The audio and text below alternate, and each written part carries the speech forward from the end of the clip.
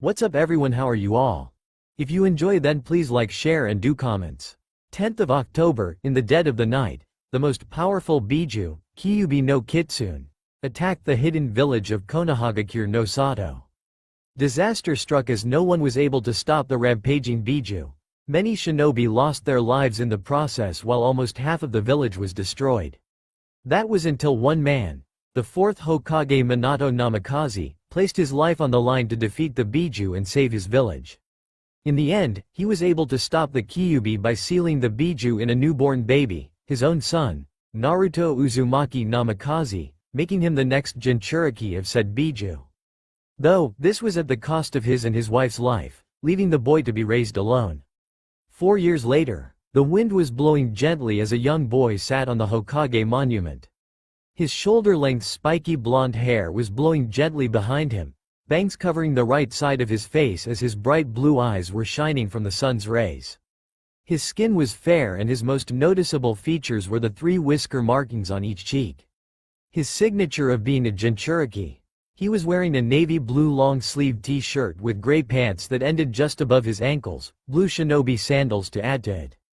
This boy's name was Naruto Uzumaki, a 4-year-old and the Jinchuriki of the most powerful Biju, the Kyuubi no Kitsune. He was overlooking the village as he thought. He always did like to come up to this place to think and relax. It has always been a peaceful place for him. 2 weeks ago, the third Hokage told him that he has told him he was going to join the Ninja Academy in 2 years, and now, to become a shinobi. His dream is to become the Hokage so that he can protect the village he loves so dearly. Along with his dream, he wishes to surpass the 4th Hokage and get acknowledged by everyone as someone important. He knows the villagers don't like him much for reasons unknown to him and his Gigi also won't tell him. Every time he asks, the answer always remains the same. I will tell you when you are old enough to know the truth.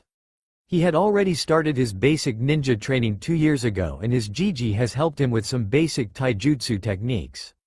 He is very good with shuriken jutsu and kunai throwing as he had also trained his body quite well for speed and quick reflexes.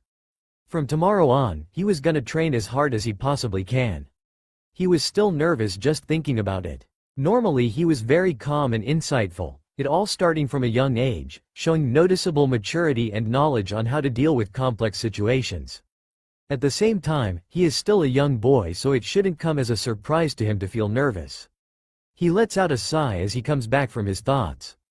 Blinking, he looks up, noticed that it was already dark as the sky was starting to fill with stars.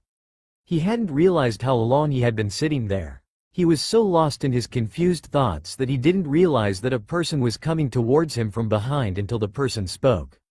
"Ah, I knew I'd find you here, Naruto-kun." At hearing that voice, Naruto turned around and saw his surrogated grandfather, Sarutobi Hiruzen the 3rd Hokage of Konoha, standing with a kind smile. He was wearing his formal Hokage robes as his skin was light pale, gray hair slightly mussed. His face had wrinkles and liver spots, signifying his old age. "What are you doing here, Gigi? I thought you'd be busy with your paperwork," Naruto asked, surprise. On hearing about paperwork, Hiruzen's face twitches a little before he composed himself.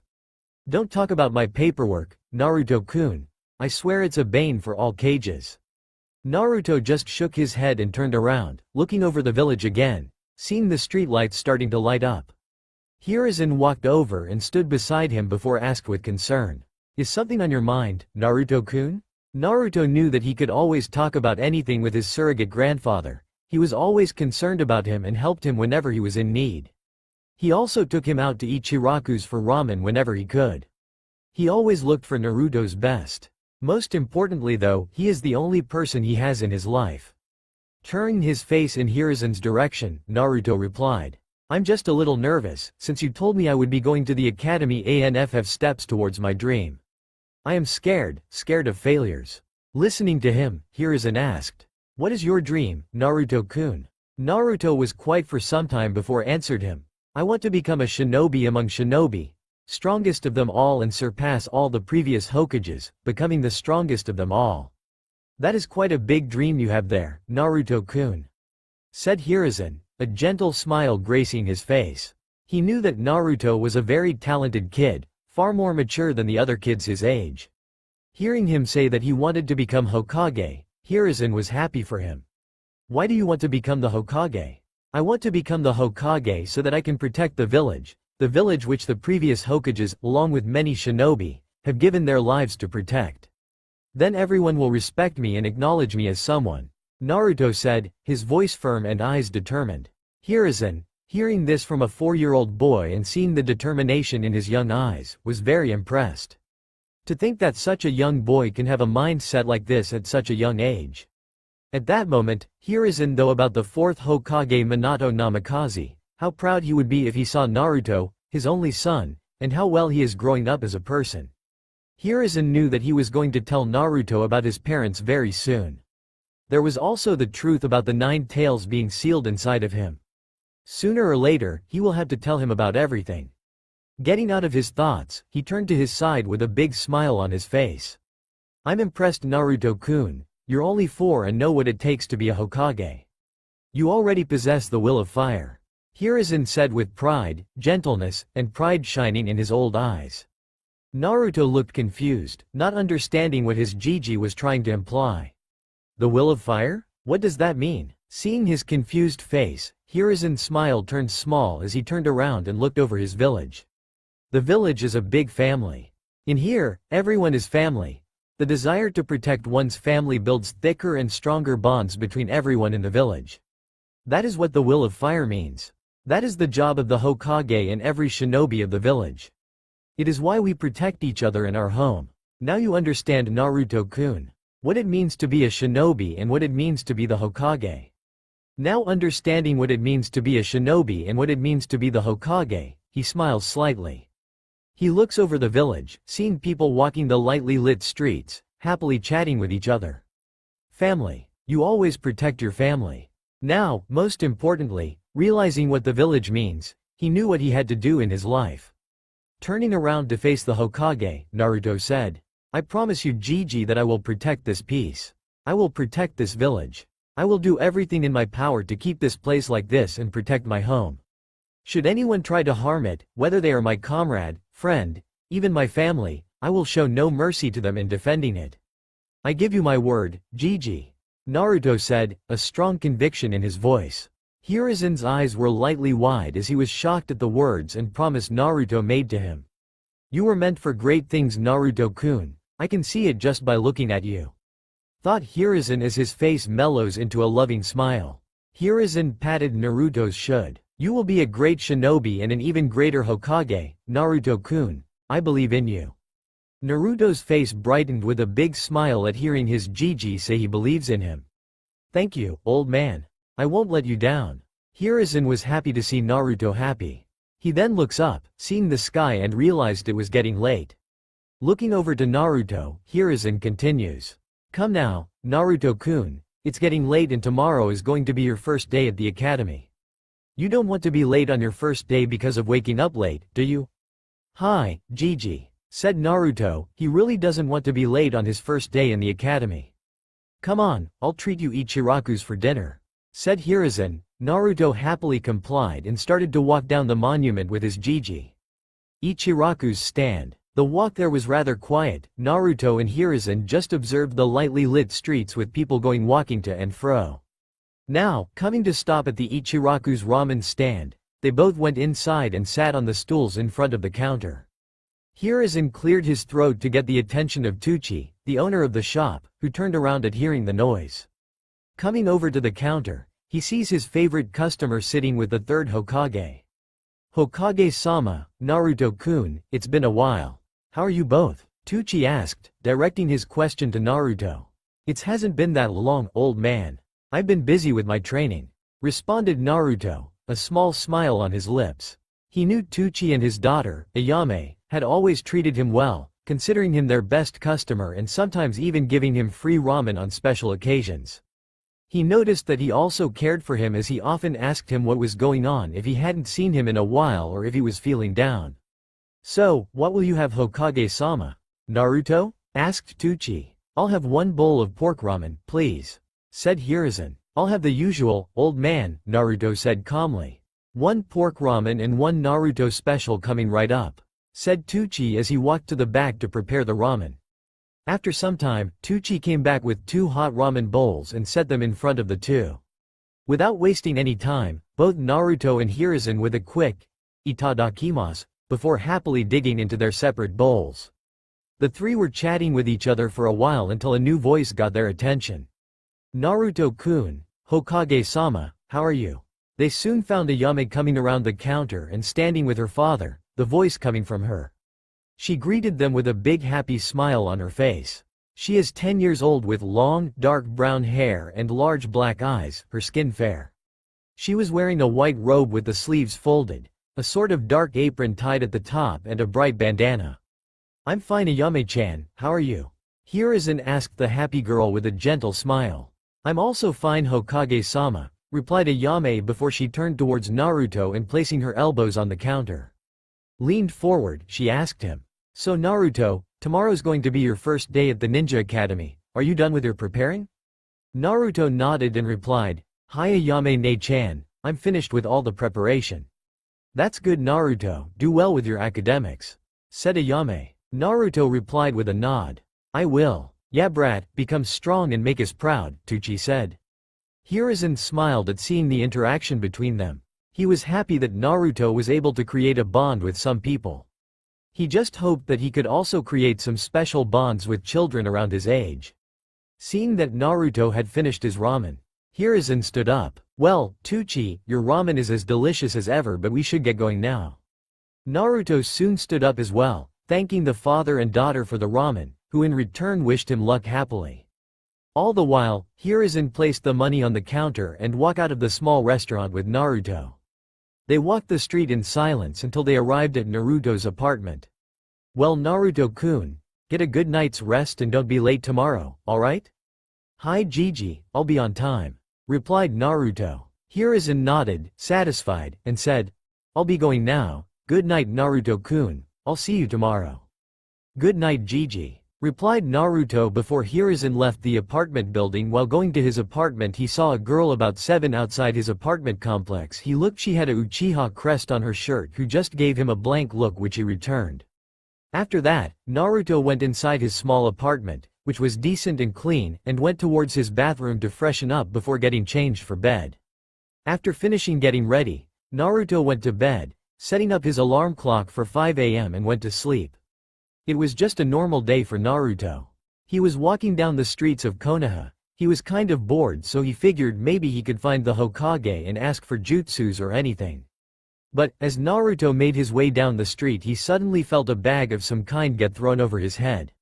Naruto tried his best to pull the bag off his head but it seemed to be tied around his throat with enough force to keep him from breathing. As Naruto struggled he found that it started to get hard to stay awake. He tried and tried to breathe just one breath of air, but couldn't. Naruto struggled even more as he knew he was about to pass out. Naruto's efforts proved to be fruitless as he slowly passed out. Torture chambers. A few hours passed and Naruto wakes up to find that he tied with a chair with his arms and legs were tied with chains. Once Naruto realized he was chained up, he started panicking. He was thrashing about, trying his hardest to break free from the chains, but that too proved to be futile. Naruto found that he was in an extremely dark room. There was no light to be found at all, anywhere. Naruto's heart seemed to beating 1,000 miles per hour. He tried to listen for any sort of sound but, Naruto found that the silence was deafening. It was so quiet in fact, that Naruto could hear his blood pumping throughout his body, it sounding like he was standing inside a river. Moments later, just as Naruto started to calm down a little, he heard someone open a door. Naruto tried to say, "Hello," but found that there was a piece of tape over his mouth keeping him from speaking. Naruto listened as someone walked closer and closer towards him. His heartbeat seemed to get louder and faster with every step he heard. After a moment the footsteps stopped. Naruto then slightly calmed down. Whop! Naruto leaned forward in pain as he just felt something hard throw itself into his stomach. If Naruto didn't have tape over his mouth he was sure he would have coughed up blood from how hard he got hit. Naruto then heard a voice speak to him. "You awake yet, you demon bitch?" The voice screamed out before slamming the same object into Naruto's stomach again, causing him to groan loudly through the tape on his mouth. Naruto was able to identify that the voice definitely came from a man after he regained his composure. All of the sudden Naruto seemed to be blinded by extremely bright lights being shined right at him. The lights allowed the man to see Naruto's full body. Naruto looked down away from the lights and saw that his jacket and shirt were gone, leaving his bare skin exposed. "Do you know what you have done?" the man asked the struggling boy. Naruto mumbled something inaudible through the tape on his mouth.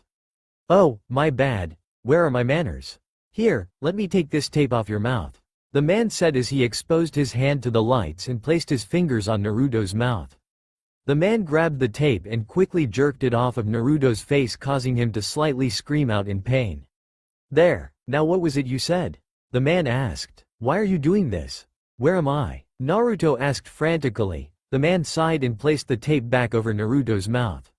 The man then proceeded to hit Naruto in the stomach again. "That wasn't the right question, demon," the man said as he took the tape off once more. "Why don't you ask the question so I don't have to hit you?"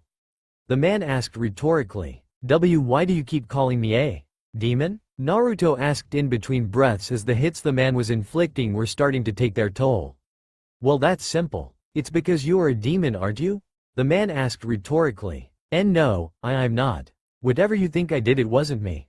Please let me go," Naruto said as he was starting to panic again. "You are the Nine Tails Jinchuriku, right? If so, that would mean you are responsible for the attack that happened 4 years ago, right?" the man asked. What? No. I was just a baby 4 years ago. How would I have anything to do with the attack?" Naruto asked. "I don't know. All I know is that I find it awfully strange that you don't have any parents. Plus there is no record of you ever being born in any hospitals around the village. And I think they would have a record of a kid being born with whiskers somewhere, right? Which leads me to believe that you are the Nine Tails. You're just hiding in a human body until you get your power back," the man explained as he swung a metal object into Naruto's head. The sound of the impact was sickening. Naruto didn't really feel anything at first as he wasn't sure what just happened. It wasn't until he felt a massive amount of blood pouring out of him did he realize he had a giant cut going across his head. The laceration stretched from Naruto's temple to all the way across his forehead. Naruto looked up at the man standing in the shadows only to find that a curtain of blood fell in front of his eyes and onto the floor. But Naruto's naturally quick healing quickly sealed the gash on his head. "So you do heal quickly? Good, now I know I don't have to go easy on you," the man said in a menacing voice. Naruto thought for sure he was going to die here. The boy couldn't contain his tears any longer and they started to fall down the sides of face. Please, let me go. I didn't do anything, I swear," Naruto pleaded. "Oh really? Does this person look familiar?" the man asked as he held up a picture of a young boy. Naruto looked at the picture for a few seconds. He came to the conclusion that he had never seen that boy before in his life. "And no, he doesn't," Naruto said in a shaky voice. The man then smacked Naruto in the jaw with what seemed like a metal pipe. Naruto felt his jawbone be completely shattered under the force of the strike. Naruto could do nothing about the pain other than cry. "Well, that's too bad, because he just so happens to be my son. He would have turned 9 today if you hadn't taken him away from me," the man screamed as he let out a barrage of blows to Naruto's body. The man struck Naruto in several different places with the metal pipe. The man broke ribs, ruptured organs, and caused many small cuts across Naruto's skin. Naruto was hurting from so many places at once that his body simply didn't know what to do with itself. Naruto felt himself fading in and out of reality. He thought he was dying. At this point he wanted to die, just to get it over with, but instead he just simply passed out. "This is enough of the day, demon. I will kill you slowly and painfully just how you killed my son," the man said to himself. Hokage Tower. "Who do you mean you don't know where he is, dog?" Hiruzen was pissed. He was just informed that Naruto wasn't nowhere to be found. "Hokage-sama, I saw him leave his apartment in the morning, but then I don't know where he went," Dog said, who was one of the people who protected Naruto. "I want every single Anbu in the village to be searching for Naruto," Hiruzen said. "Hi Hokage-sama," Dog said and disappeared. "I am sorry Minato and Kushina." Back with Naruto. Naruto woke up after a few hours of the torture, but he saw most of his injuries were already healed. He always wondered how his injuries would be healed more quickly than others maybe. He was the demon that everyone called him. Look who is already up, looks like I can have some more fun. Naruto saw that with a smirk on his face he wished that he would just die. Please I beg you to just kill me, please do it, I can't take this anymore, Naruto begged with tears coming out of his eyes. You really think I will kill you so easily? You killed my son, you brat, the man said with rage in his voice.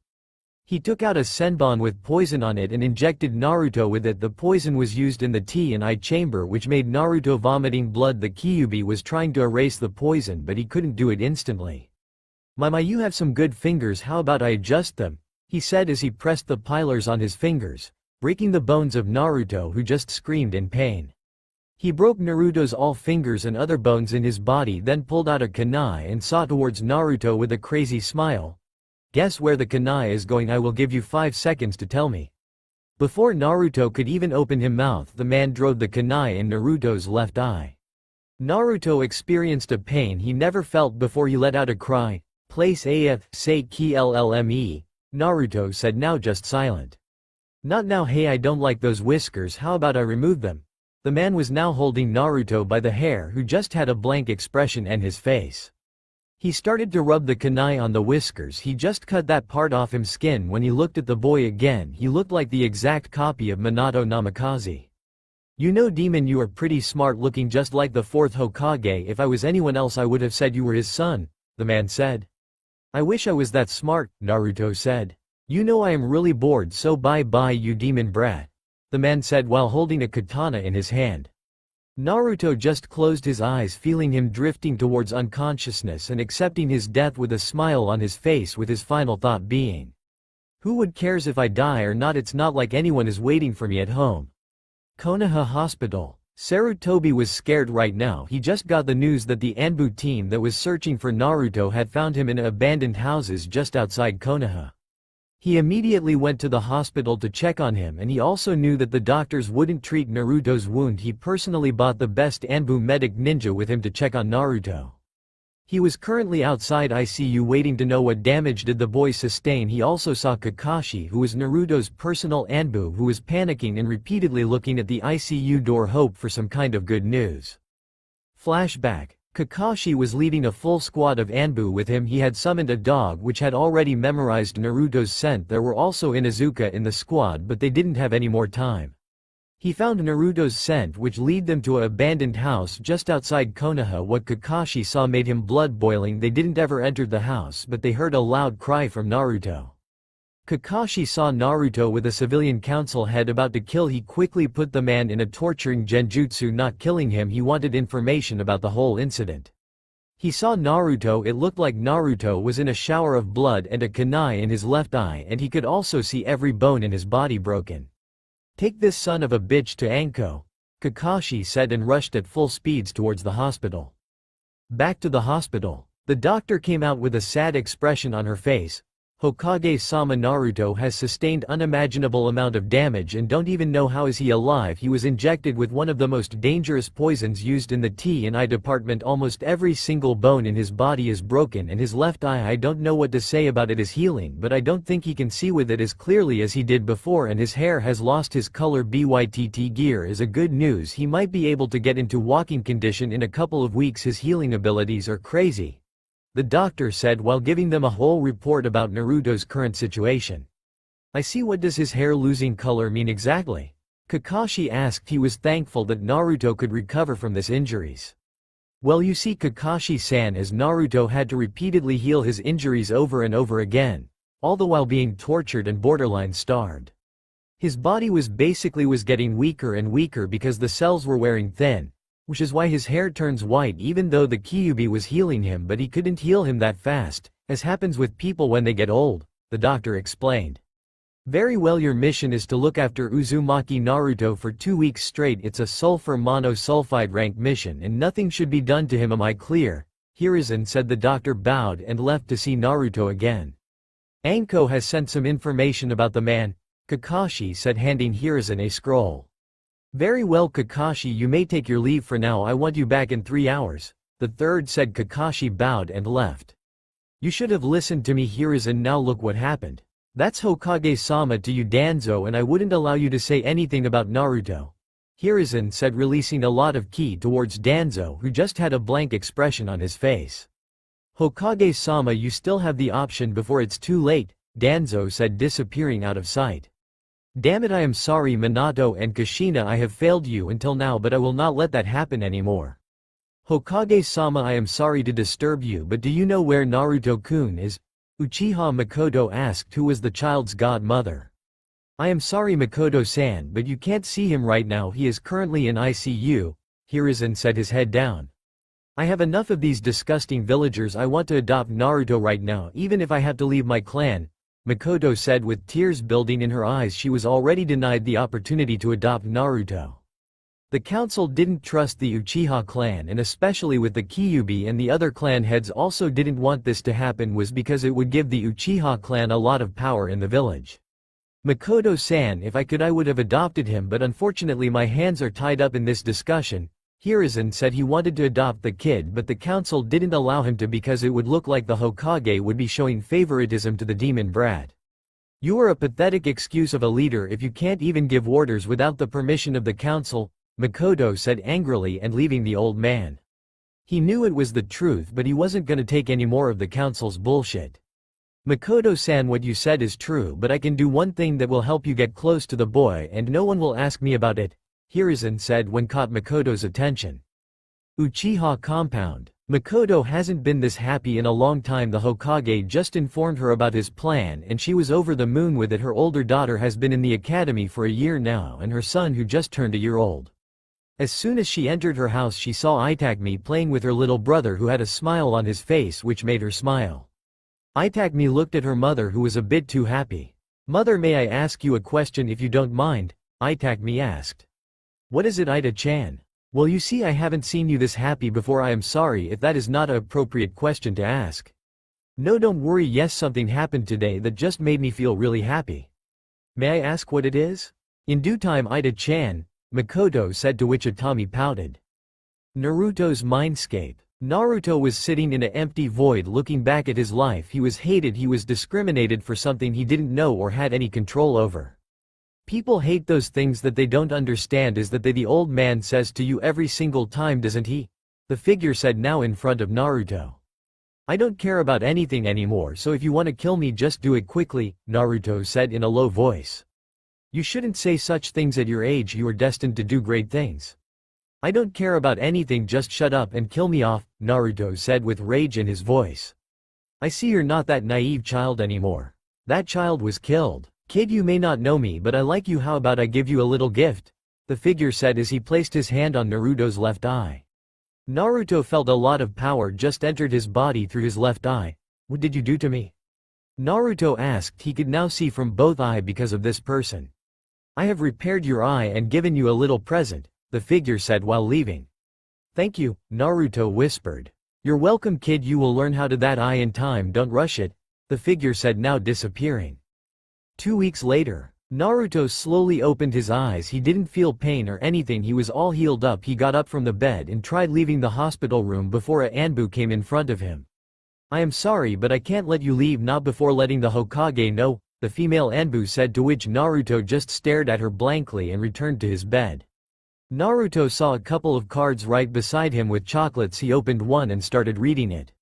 Hello Naruto-kun, I hope you will be alright. You may not know me, but I wish you to see Yoi happy. At the bottom of this card there is a seal on which you just have to put your hand on it and you will find a little gift from me. Naruto didn't know who it would be, so he didn't trust it 100%, but he thought, why would anyone give me this? If it was the old man, he would have given me this personally. Naruto was lost in his thoughts that he didn't notice the Hokage looking at him. How are you feeling, Naruto-kun? The old Mab asked with a smile on his face.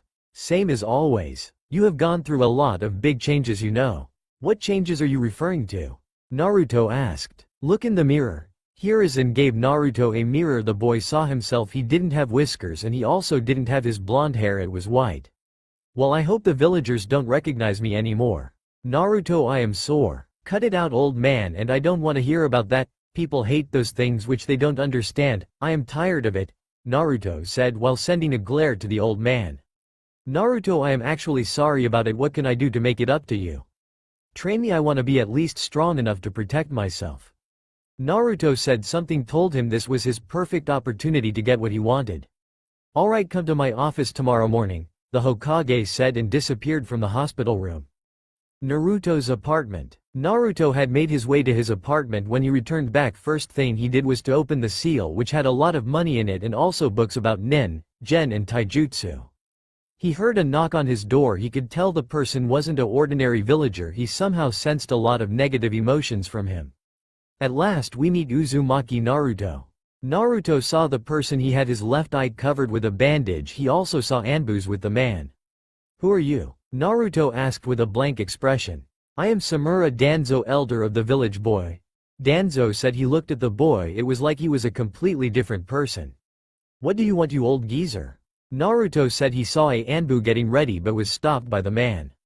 "I think you should treat your elders with respect," Danzo said. He knew he couldn't release any ki or else Hokage's Anbu will come. "Respect is deserved, not given just by your title, elder," Naruto said. He knew that Hokage's Anbu are nearby and if the man tries something Hokage would be alerted. "I don't have any ill intentions towards you, I just want to give you a little gift, you see," Danzo said as he handed Naruto a bunch of scrolls.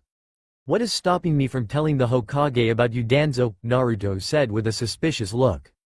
"Like I told you, I don't have any wrong intentions towards you. I will be taking my leave now," Danzo said as he disappeared out of Naruto's apartment. "Let's see what the old geezer gave me," Naruto thought as he looked through the scrolls. There was jutsu of 3 chakra, nature, lightning, wind and water, and other jutsus. "Danzo-sama, if I may ask a question? What is it? You gave the boy jutsus on lightning, wind and water without knowing the boy's affinity." "Well, you see that his father had lightning and wind element and his mother had water element, so I figured out he might inherit one of the 3 elements," Danzo said as he remembered about Minato and Kushina, who were the best ninjas of Konoha. "Soon, if I play all my cards right, the boy would be in my hands," Danzo thought with a smirk. Next morning, Naruto woke up. Next day he thought that no one other than the Hokage and the old geezer have seen him and the Anbus as well. "Well, I could actually go to get something to wear before everyone notices my change." Naruto first went to the clothing store. He bought a couple of plain black full-sleeve shirt and some black shorts. He noticed no one was looking at him with their usual look. They were treating him like a child. Is it what it means to live a normal life? Well, I should try to enjoy it before everyone hates me again. Naruto also went to the library to get some books on the shinobi history. He remembered that the Hokage called for him later today. He decided to go to the training ground to collect some weapons that the ninjas discard. Training ground. Naruto made his way to the training ground and saw a girl who looked like who was about 6 was training with kunai and shurikens. He saw that she was really good at it. He noticed that she was taking a break and she didn't pick up the kunai. As soon as Naruto was about to collect them, a kunai cut his cheek. "It's not very nice to steal something," the girl said while looking at the little white-haired boy. "You weren't gonna use them, so I don't see anything wrong with that," Naruto said with a blank expression matching the girl's expression. "How about a spar? If you land a punch on me, I will give you new kunai and shuriken. These ones aren't in the best condition," the girl said. "Alright." Both of them rushed towards each other. Naruto was just throwing punches which the girl was easily dodging the strikes. She kneed Naruto in the stomach, to which Naruto tried to counter with a punch which she dodged. "Damn it, I can't even land a single punch to her," Naruto thought as he saw the girl was coming at him with impressive speed. He lucky dodged her strike, but the person in front of him just turned into dust. He was then held in a submission. "Do you give up?" the girl said, but something unexpected happened. The boy bit her. She immediately let him go and looked at him with a glare. "I win. I see. Congrats, you have landed an attack on me. While not the traditional way of one, but you did win the agreement, so here," the girl said as she gave the boy a pack of new kunai and shuriken. "I thank you for the kunai and shuriken," Naruto said while bowing to the girl. "You don't have to thank me. You won the bet fair and square and I have nothing else to say. I may ask what your name is?" "Uchiha Itagami. Nice to meet you, and what about you?" "Uzumaki Naruto." As soon as Naruto said that a woman who looked like Itagami came, he guessed that she was her mother. "Itagami-chan, I told you already that you shouldn't leave for so long alone," and Makoto stopped speaking and looking at the boy. She heard how Naruto looked now. "Well, I see you are on little date," Makoto said with a smirk while looking at Itagami. "Nothing like that happened, mother. Me and Naruto-san just had a little spar," Itagami said. "Ah, you're no fun. By the way, I am Uchiha Makoto, mother of Itagami. Nice to meet you, Naruto-kun," the woman said while matching Naruto's height and giving him a smile. Nice to meet you too, Makoto-san, Naruto said while bowing. He didn't know what happened to his overall personality. Well, you see, Naruto-kun, me and the little girl right there need to go. I hope I could see you more, the older Uchiha woman said while leaving. Goodbye, Naruto-san, and thank you for the spar, Itagami said while bowing. The pleasure is mine, Atami-chan, Naruto said while leaving. Looks like you made a friend finally, Makoto said happily. Mother, please don't make a big deal about it, Itagami said. Hokage office. Naruto made his way to the Hokage's office. He wanted to meet with the old man regarding what had happened. It's nice to see you all well, Hiruzen said with a smile. He saw the boy had changed completely. I am not here to chit-chat with you, old man. I wish to have scrolls regarding ninjutsu and a taijutsu style which would suit me, Naruto said blankly. I see, for ninjutsu training I have someone who is waiting for you outside, and for taijutsu I have another person who will come to pick you up from your home tomorrow, Hiruzen said with a small smile looking at the boy. And I don't wish to enter the academy until I am 8 inches, Naruto said. May I know the exact reason why you have decided that, Hiruzen said with a raised eyebrow. I want to train with my senseis for 4 years without anything holding me back, Naruto said. Alright, after 4 years I will test 2 to your full capacity, Hiruzen said with a smile. Thank you, old man, I will be taking my leave now, Naruto said as left the Hokage office. There he saw a person who had gray hair while wearing the traditional Junin outfit, and he had his left eye covered. Hello, my name is Hitaki Kakashi and I will be your sensei, Kakashi said while giving Naruto his famous eye smile. Hello sensei, my name is Uzumaki Naruto, nice to meet you, Naruto said while bowing. What happened to him, Kakashi thought. Well, how about we go to the training ground, Kakashi said as he put a hand on Naruto's shoulder and body flickered out of there. Training ground 15. Both Naruto and Kakashi were now in the training ground. Kakashi was still curious about Naruto's new changes. Well, before anything, how about we introduce ourselves to each other, Kakashi said while reading his book now. My name is Hitaki Kakashi, my likes him I have many, my dislikes I don't feel like telling you, my hobbies are him I have many hobbies, and my dream is I don't have any now. How about you tell about yourself, Kakashi said while giving him an eye smile. My name is Uzumaki Naruto, my likes aren't that many, things that I like I dislike this whole village, my hobbies don't have any, and my dream I haven't thought of it yet, Naruto said. How about becoming Hokage like you always said, Kakashi said. Experiences in life change your view of things, Naruto said, which impressed Kakashi.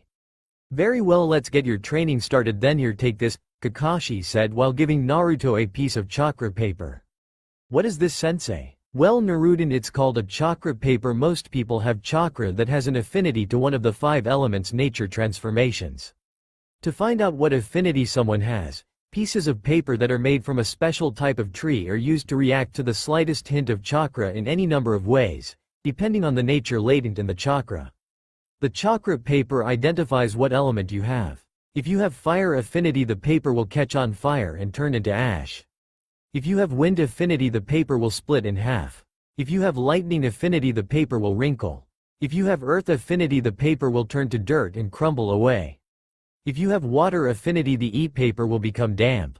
And lucky for you, I have all 5 chakra elements, Kakashi said while explaining. Alright, here I go, Naruto thought as he poured chakra into the paper. Was wrinkling at first, then it spit in 2, and then it became wet. Kakashi was kinda shocked at what he just saw. The kid has 3 nature affinities at his age, and lightning was his main one.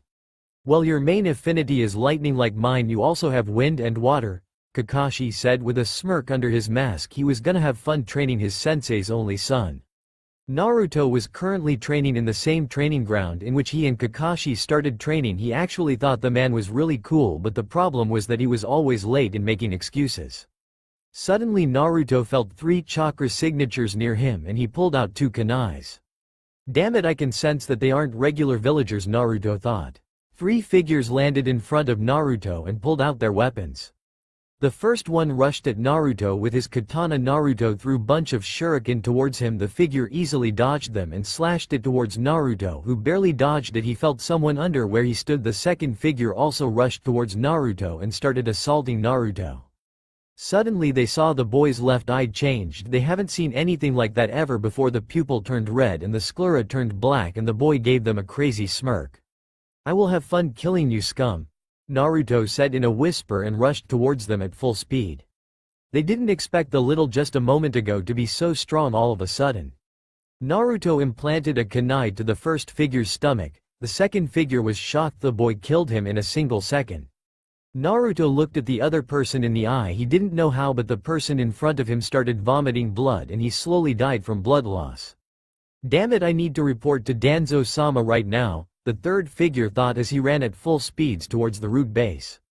Naruto was now on his knees holding his left eye and releasing a scream. He was using this power for the first time and it was now hurting him. Is this the gift that the guy gave me? Naruto thought about it. He thought of telling the old man, but he wanted to know as much as he could about it first, then he would tell someone else about it, and he just remembered that he sensed 3 chakra signatures but he only killed 2. That meant that the third person had seen his eye, but Naruto didn't have any strength to run at the person right now. Few weeks later, Naruto had just reached the eastern gates of the Forest of Death when he sensed a few number of chakra signatures headed his way. Acting on instincts, he immediately took out a kunai and got into a battle stance to face whoever or whatever was headed his way. Now, Naruto was by no means paranoid, but he knew not many people came to the Forest of Death. Only a selected few Anbu and Anko visited the Forest of Death. So his pursuers were most probably Anbu, and so it was pointless to run when the Anbu had gotten very close. Naruto knew he was probably a genin-level ninja, but even he was not capable of taking on an entire squad of Anbu. He knew he had just told the Hokage that he wouldn't do something reckless, but he had no choice as there was no time. Naruto's suspicions were proved correct when a squad of Anbu Black Ops landed nearby him. These Anbu had the same face-less masks that the Anbu that had attacked Naruto just days ago. They are the same Anbu. What do they want with me? Thought Naruto and got ready to fight. We do not wish to fight you, Naruto-san, said the female of the group in a stoic voice. Then why are you here? Asked Naruto suspiciously. We just want to deliver a message to you, said the female Anbu. From whom? Asked Naruto. Danzo-sama wishes to speak to you, said the female Anbu. Why would I want to meet him? I don't even trust him, said Naruto angrily. Danzo-sama wishes to talk with you about your parents, said the female Anbu. Naruto was shocked to hear this. All of his anger just vanished. He always wanted to know who his parents were, and despite everything he couldn't find anything about him. If this Danzo knew something about his parents, then he would meet him regardless of the dangers. And how can I trust you? Asked Naruto, giving the Anbu a stern look. We do not wish to harm you, Naruto-san. All of your questions will be answered by Danzo-sama. It is your choice if you wish to come or not. If you do not want to come with us, we will leave you immediately, replied the female Anbu without any emotion in her voice. Naruto thought about it for a few moments. There was risk, but if he could find out about his father, then he would make a deal with the devil himself. Alright, I'll come with you, but if I find anything suspicious I tell the Hokage about it, said Naruto sternly. Very well, but we will cover your eyes as the place we are going is of high security, said the female Anbu, and Naruto nodded a little hesitatingly. The female Anbu then put a hand on Naruto's shoulder and Naruto felt himself being shined. For the next few minutes Naruto could feel descending down multiple stairs. After a few moments the Anbu stopped and opened Naruto's blindfold. The first thing which Naruto noticed that he was in a dark room. There was no furniture in the room. It was plain. There were a few pictures of Konoha and a picture of the Nidaime Hokage on the wall. Naruto found these characteristics to be very strange. Naruto heard the sound of a cane making contact with the ground. He looked towards that direction and found a man standing there. He had black shaggy hair. The man appeared to be old, probably the same as the Hokage if the wrinkles on his face was any indicator. He wore a gray robe which covered his entire body and had his right hand wrapped in it. The man's right eye was covered by bandages and he was looking at Naruto with a neutral expression. Danzo? Asked Naruto flatly. Uzumaki Naruto, I wish to speak with you, said Danzo with a neutral tone in his voice. What do you know about my parents? Asked Naruto immediately. Straight to the point I see, but before I tell you about your father, what can you tell me about these 2 pictures? Asked Danzo and pointed to 2 pictures on the wall with his cane. Naruto looked up at the wall and noticed a picture of the village and the other picture was that of the Nidaime Hokage. It is a picture of the village, and if I'm assuming correct, this picture shows the importance of Konoha, as I don't think you are a person who would keep fancy pictures," said Naruto. Danzo chuckled on hearing Naruto's answer, while the Anbu in the room didn't show any emotions. "You are indeed smart, but what do you think of the Nidame?" asked Danzo. The Nidame was one of the greatest shinobi of the village. He introduced the rules which we follow as a shinobi today.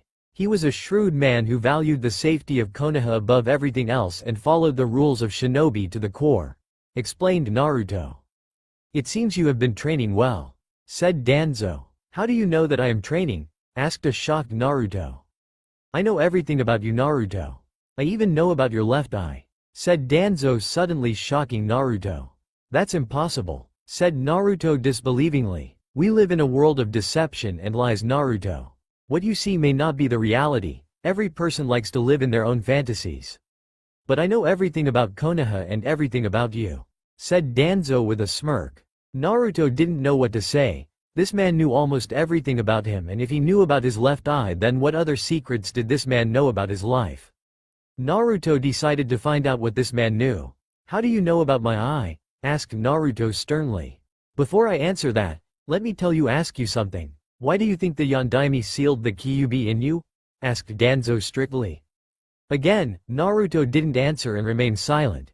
Danzo took it as a cue to continue his explanation. "You were made the Jinchuriki of the Kyuubi in order to protect Konoha. Also, the only people who are capable of containing the Kyuubi in their body were Uzumaki, as they had exceptional chakra which was necessary to control the strongest Biju of this world. But after the destruction of the Uzumaki clan during the Third Great Ninja War, there were not many Uzumaki left. You should know this, as your mother was the second Jinchuriki of the Kyuubi while your great-granddad was the first Jinchuriki of the Kyuubi," explained Danzo. Naruto couldn't move. It was as if the world had just stopped around him. His mother was the Jinchuriki of the Kyuubi and his great-granddad too. Many questions were arising in his mind, and Danzo read Naruto's emotions and decided to explain further.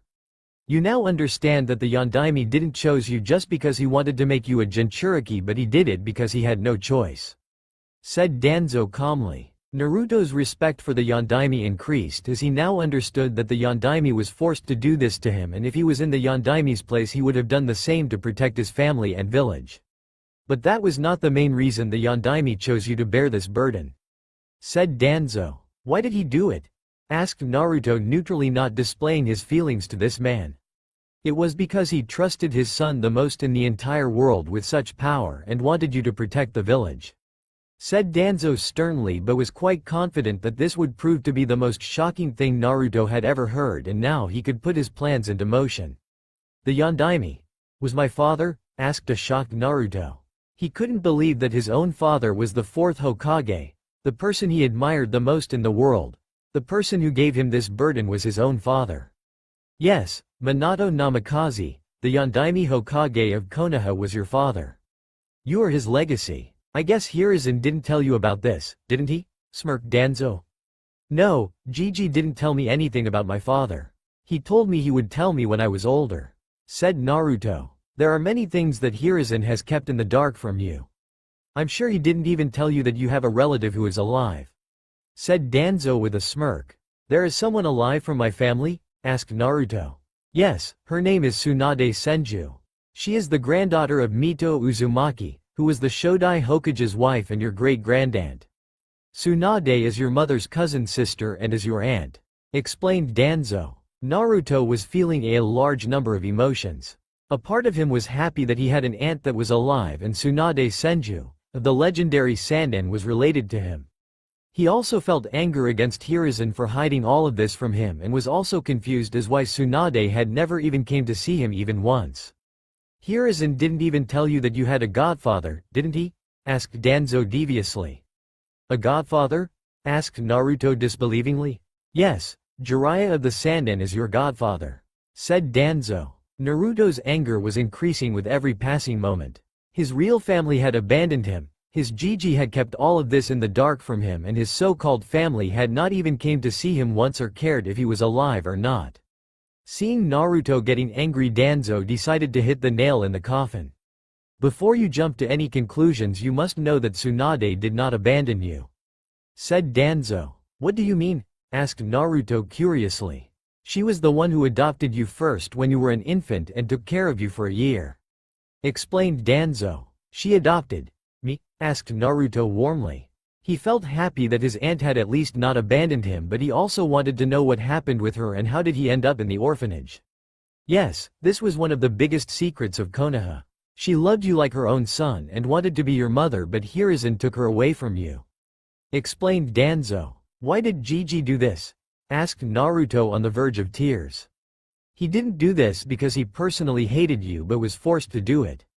Tsunade was taking care of you in a secluded part of the village which was closely guarded by the Anbu Black Ops, but she didn't want to stay in the village due to some personal reasons and was also worried for your safety, so she wanted to leave the village, but as you are a Jinchuriki, you are an asset of the village like every shinobi, and so she couldn't take you with her, and Hiruzen was forced to make you stay in the village as he couldn't allow you to be taken away from the village as other nations may kidnap you for your power," explained Danzo. "Tsunade. Oba-chan, thank you for being there for me. No matter what happens I will find you," thought Naruto. However, Jiraiya never cared for you even if he was your godfather. He didn't even came to see you once and instead focused on his spy network," said Danzo evilly. With each passing moment Naruto didn't know what to feel. A part of his mind couldn't believe that the Hokage whom he considered his grandfather had done this to him. Hiruzen had taken away his only living family. A woman who loved him like a mother was taken away from him. His own godfather had abandoned him. This was greatly painful for Naruto. On the other hand, irrational thoughts were arising in his mind that whether all of this was true or was he being manipulated. "How do you know all of this? How can I even believe that what you said is the truth?" asked Naruto suspiciously. "I am an elder of the village as I told you earlier, and as such I know many things about the village as I served on the council. And what I'm telling you is the truth.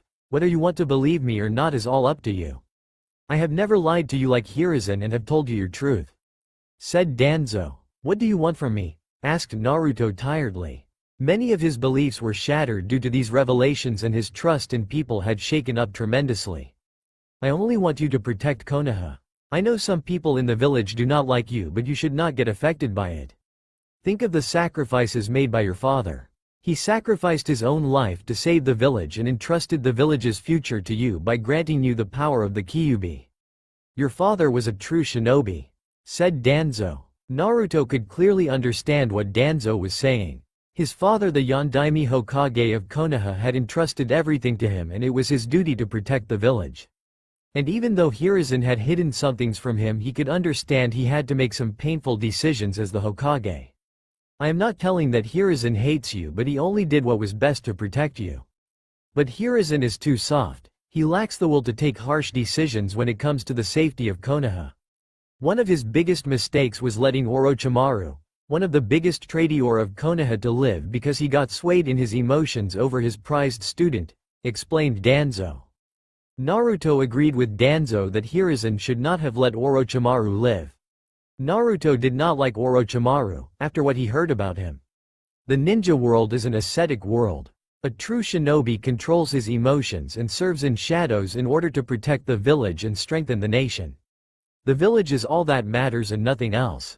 Self-sacrifice is the way of true shinobi. To be ready to sacrifice anything and do what is necessary in order to protect the village is the duty of the true shinobi. This was the will of the Nidame Hokage, the one which your father followed to the core," explained Danzo. Naruto was listening carefully to what Danzo was saying. He found Danzo's words to be very true, and his father had done the same thing in order to protect the village, and so had the Nidame Hokage. "You are truly special and are the legacy of Minato, so I kept tabs on you. And as for how I know of your eye, do you remember the incident when you were attacked by Anbu?" asked Danzo.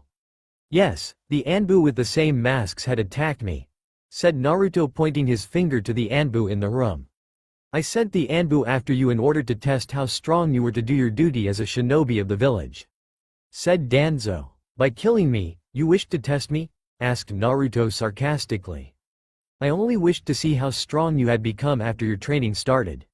I did not order the Anbu to kill you but just test your strength, however you ended up killing one of them by accident," said Danzo. Naruto lowered his head in shame. Even though he had acted in self-defense, he hated bloodshed but also knew as a shinobi he may have to kill, but that doesn't mean he had to like killing people.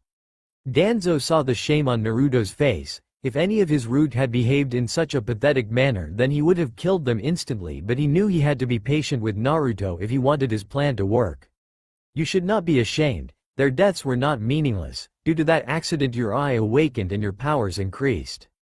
They died as a true shinobi in a battle, said Danzo proudly. How can you say that for your own people? Asked Naruto angrily. Self-sacrifice is the way of a true shinobi. Their deaths were unfortunate, but I do not regret it. Instead, I cherish that such shinobi served and died for the village. My aim is to protect Konoha and bring peace to this world, said Danzo confidently. Danzo knew that his way of peace was of making Konoha rule over the entire world, but Naruto didn't need to know that for now. He had plans for Naruto and he would make sure that his ambitions were fulfilled.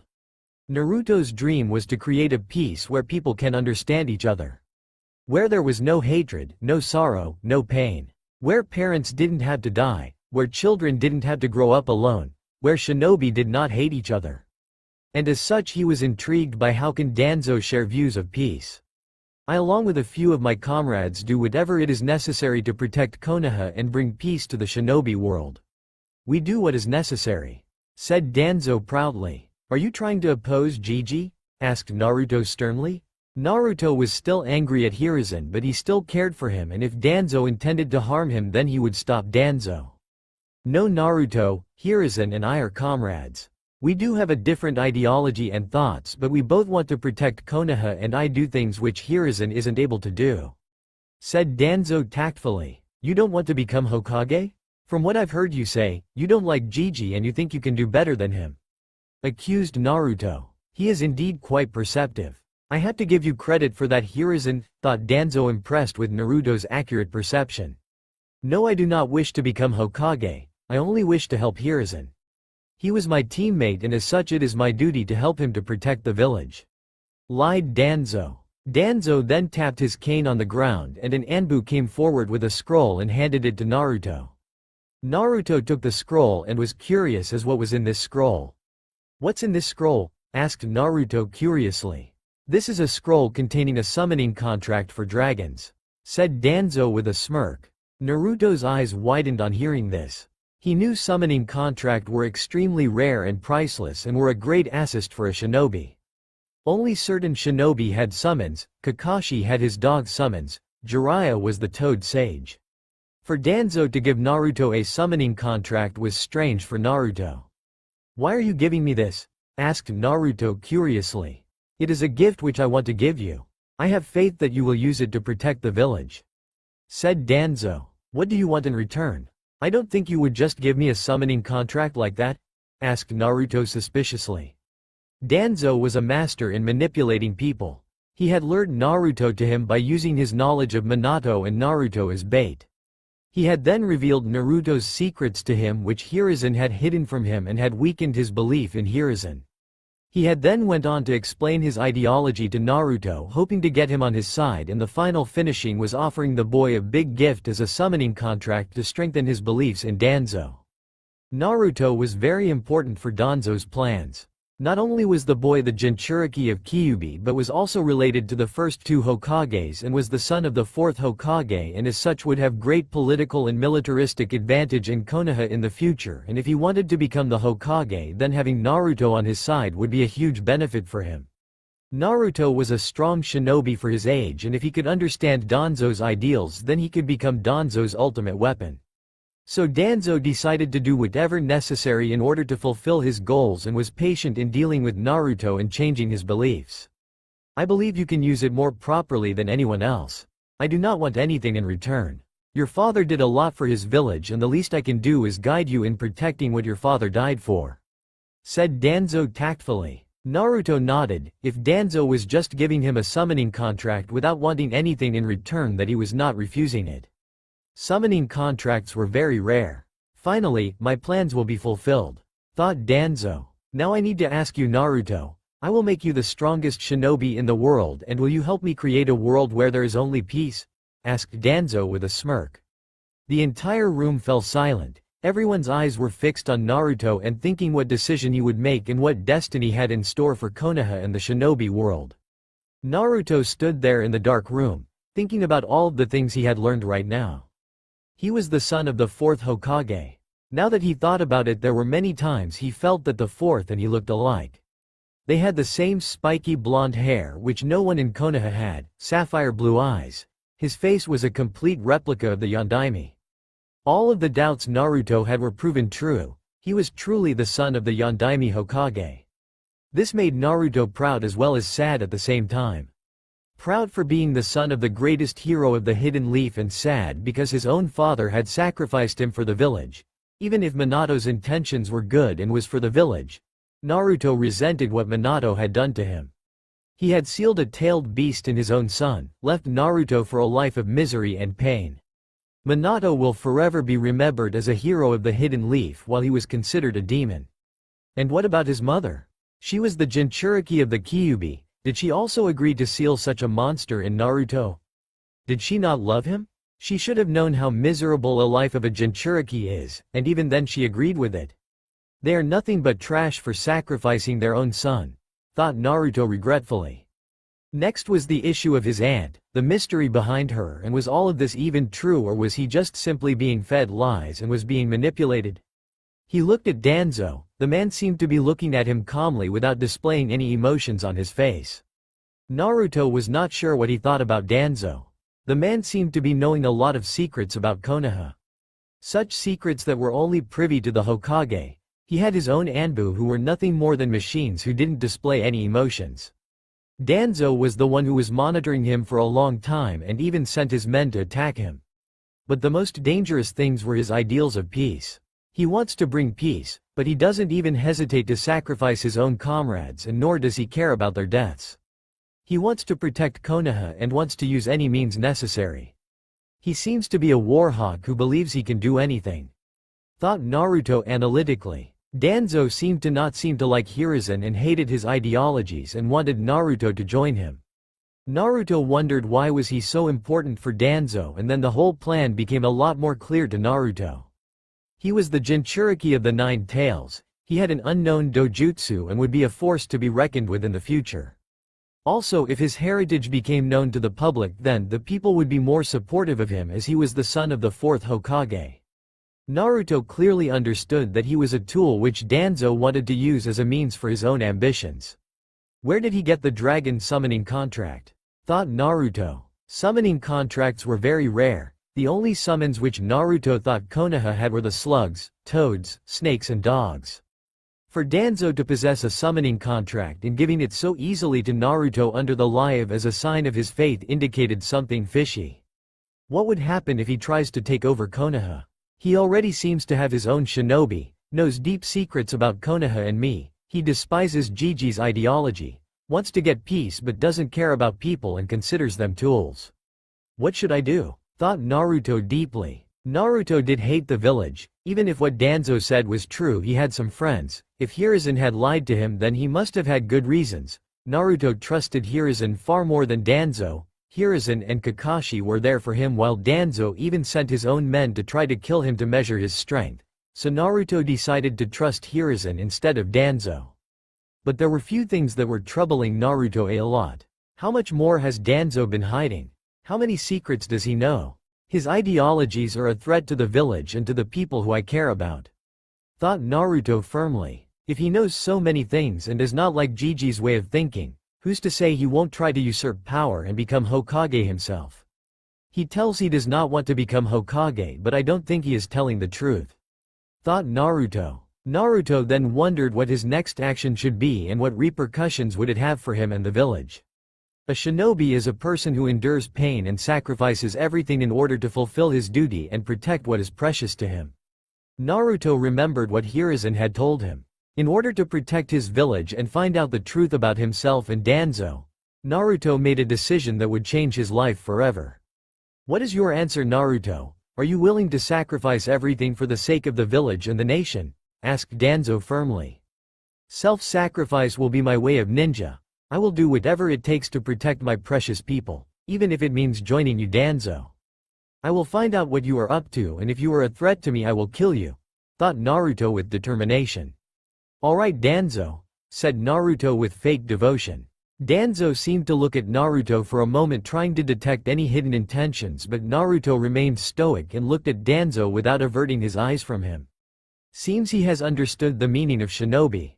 You will be a great asset to the village and for me, thought Danzo. Looks like I'm a spy in enemy camps. Who would have thought I would become a spy for the Hokage in my own village, thought Naruto humorously. Welcome to the Foundation, you will take your orders from me. The future of the Leaf Village depends on you. Mistakes will not be tolerated, said Danzo with authoritativeness. Said Naruto with a blank expression. Danzo then passed a little note to Naruto and gave him the signal to read it. Naruto read the note and understood the meaning behind it. He gave a calculative gaze to Danzo and started reading it.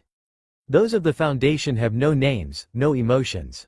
There is no past, no future, but only the mission. We are the roots that support the trunk of the great Leaf Village from the shadows, said Naruto firmly. Good, always remember that. Now you will await for further orders from me. Until then you are dismissed. Your identity in the Foundation should not be known. We do not exist, do you understand? Asked Danzo stoically. I do, Naruto said. Naruto then gave a short bow to Danzo, and the Anbu squad that had brought him to the base took him away with a shunshin. Danzo then gave a signal and immediately 2 Anbu stepped from the shadows and bowed before him. Keep an eye on him. If he shows any sign of opening his mouth, erase his memory of this meeting and everything related to the Foundation, instructed Danzo. Permission to speak, Danzo-sama? Asked one of the Anbu, to which Danzo gave a nod. Why didn't you give him a cursed seal? He could reveal the contents of this meeting to the Hokage. Asked one of the Anbu without emotion. I cannot place a cursed seal on him. Hiruzen or Kakashi would notice instantly and there would be various questions that will follow afterwards. So it is your job to make sure to keep an eye on Naruto, ordered Danzo. The 2 Anbu nodded and disappeared in the shadows. Soon, very soon, Konoha will rule over all the shinobi world and I will be the one to establish peace. My era has come, thought Danzo with a smirk. Naruto's apartment. Naruto was now in his house. He was just thinking about what happened today. He was very conflicted on the subject of his parents sacrificing themselves and their child for these people.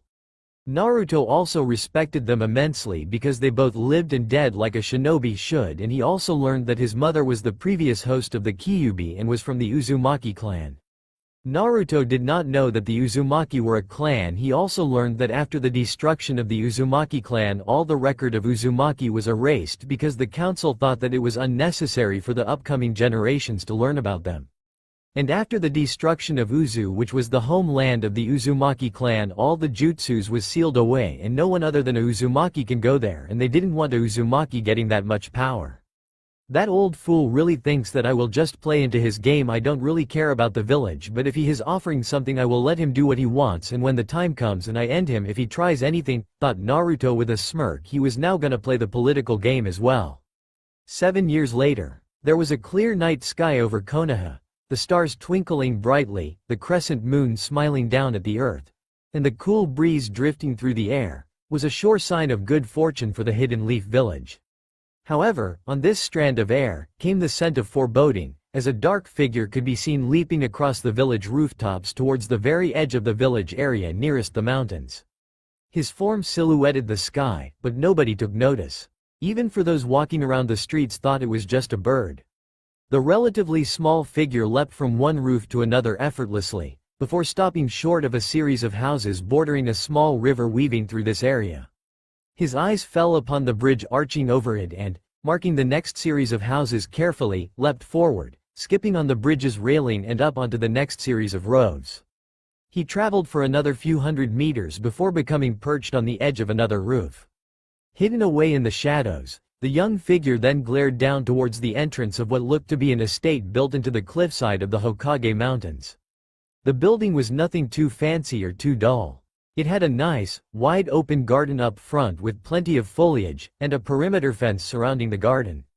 To further the figure's observations, he saw that there were at least a dozen guards outside, and judging from the masks and black attire, he could tell they were root members. The figure watching them was short, wearing black trousers and sandals, a ninja mesh top, and over that a black jacket with a white fur collar, a hood, and it was zipped up, and the hood concealed the man's face almost completely.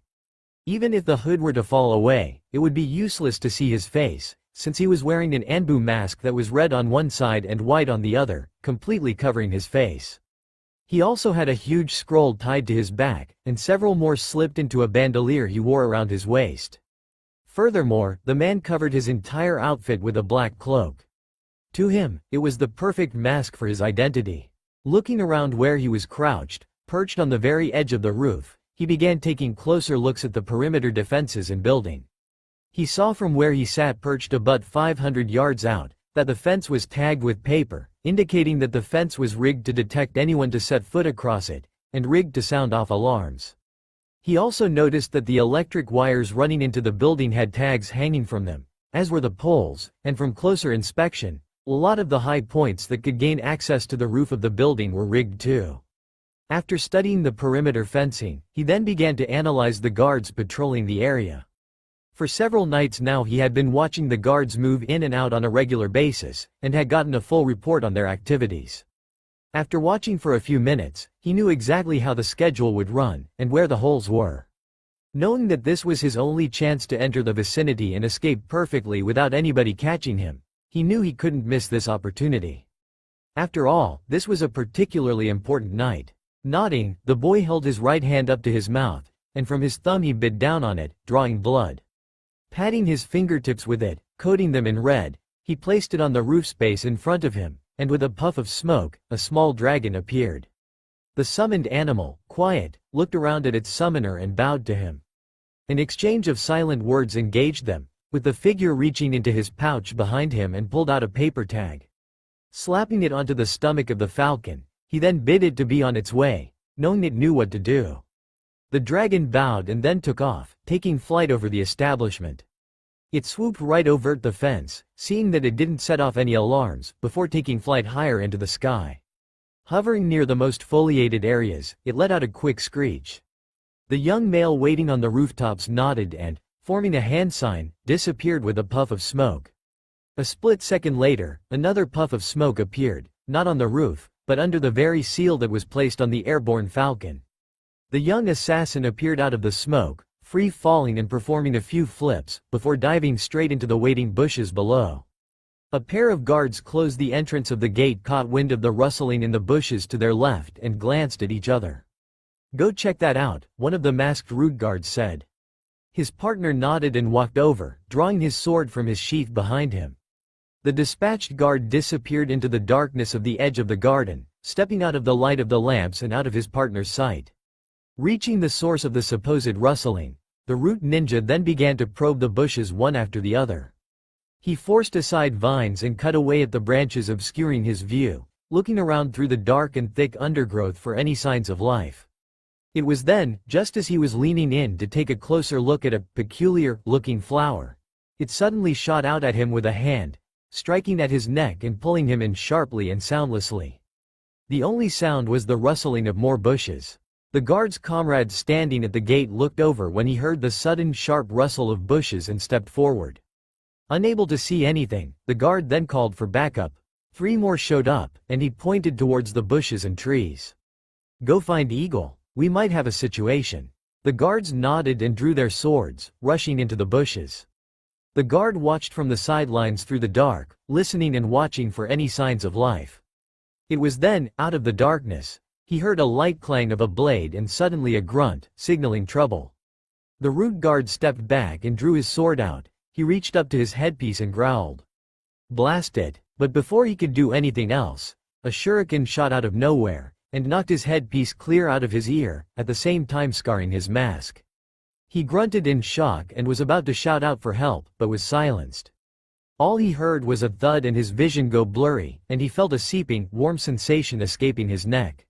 He reached up to his throat, unable to breathe as his own blood seeped out of the wound in his windpipe. Within seconds, he fell to the ground, only to be caught and dragged into the shadows by the assassin crouching behind him. With the bodies dealt with, the short, yet well-rehearsed assassin then began closing in on the building wedged into the cliffside. Reaching the edge of the garden close to the entrance, he began counting the remaining guards. There were 7 left, and he knew that he had to take them all out if he had a chance of escaping. Spotting one closing in on his position, he crouched further into the bushes, flicking his wrist. It was with that a blade shot out from under his right jacket's sleeve, reflecting a bit of the light from its shine. The guard drew closer. Inside the estate hidden in the mountain, underneath a glass roof, there was a round conference room of sorts.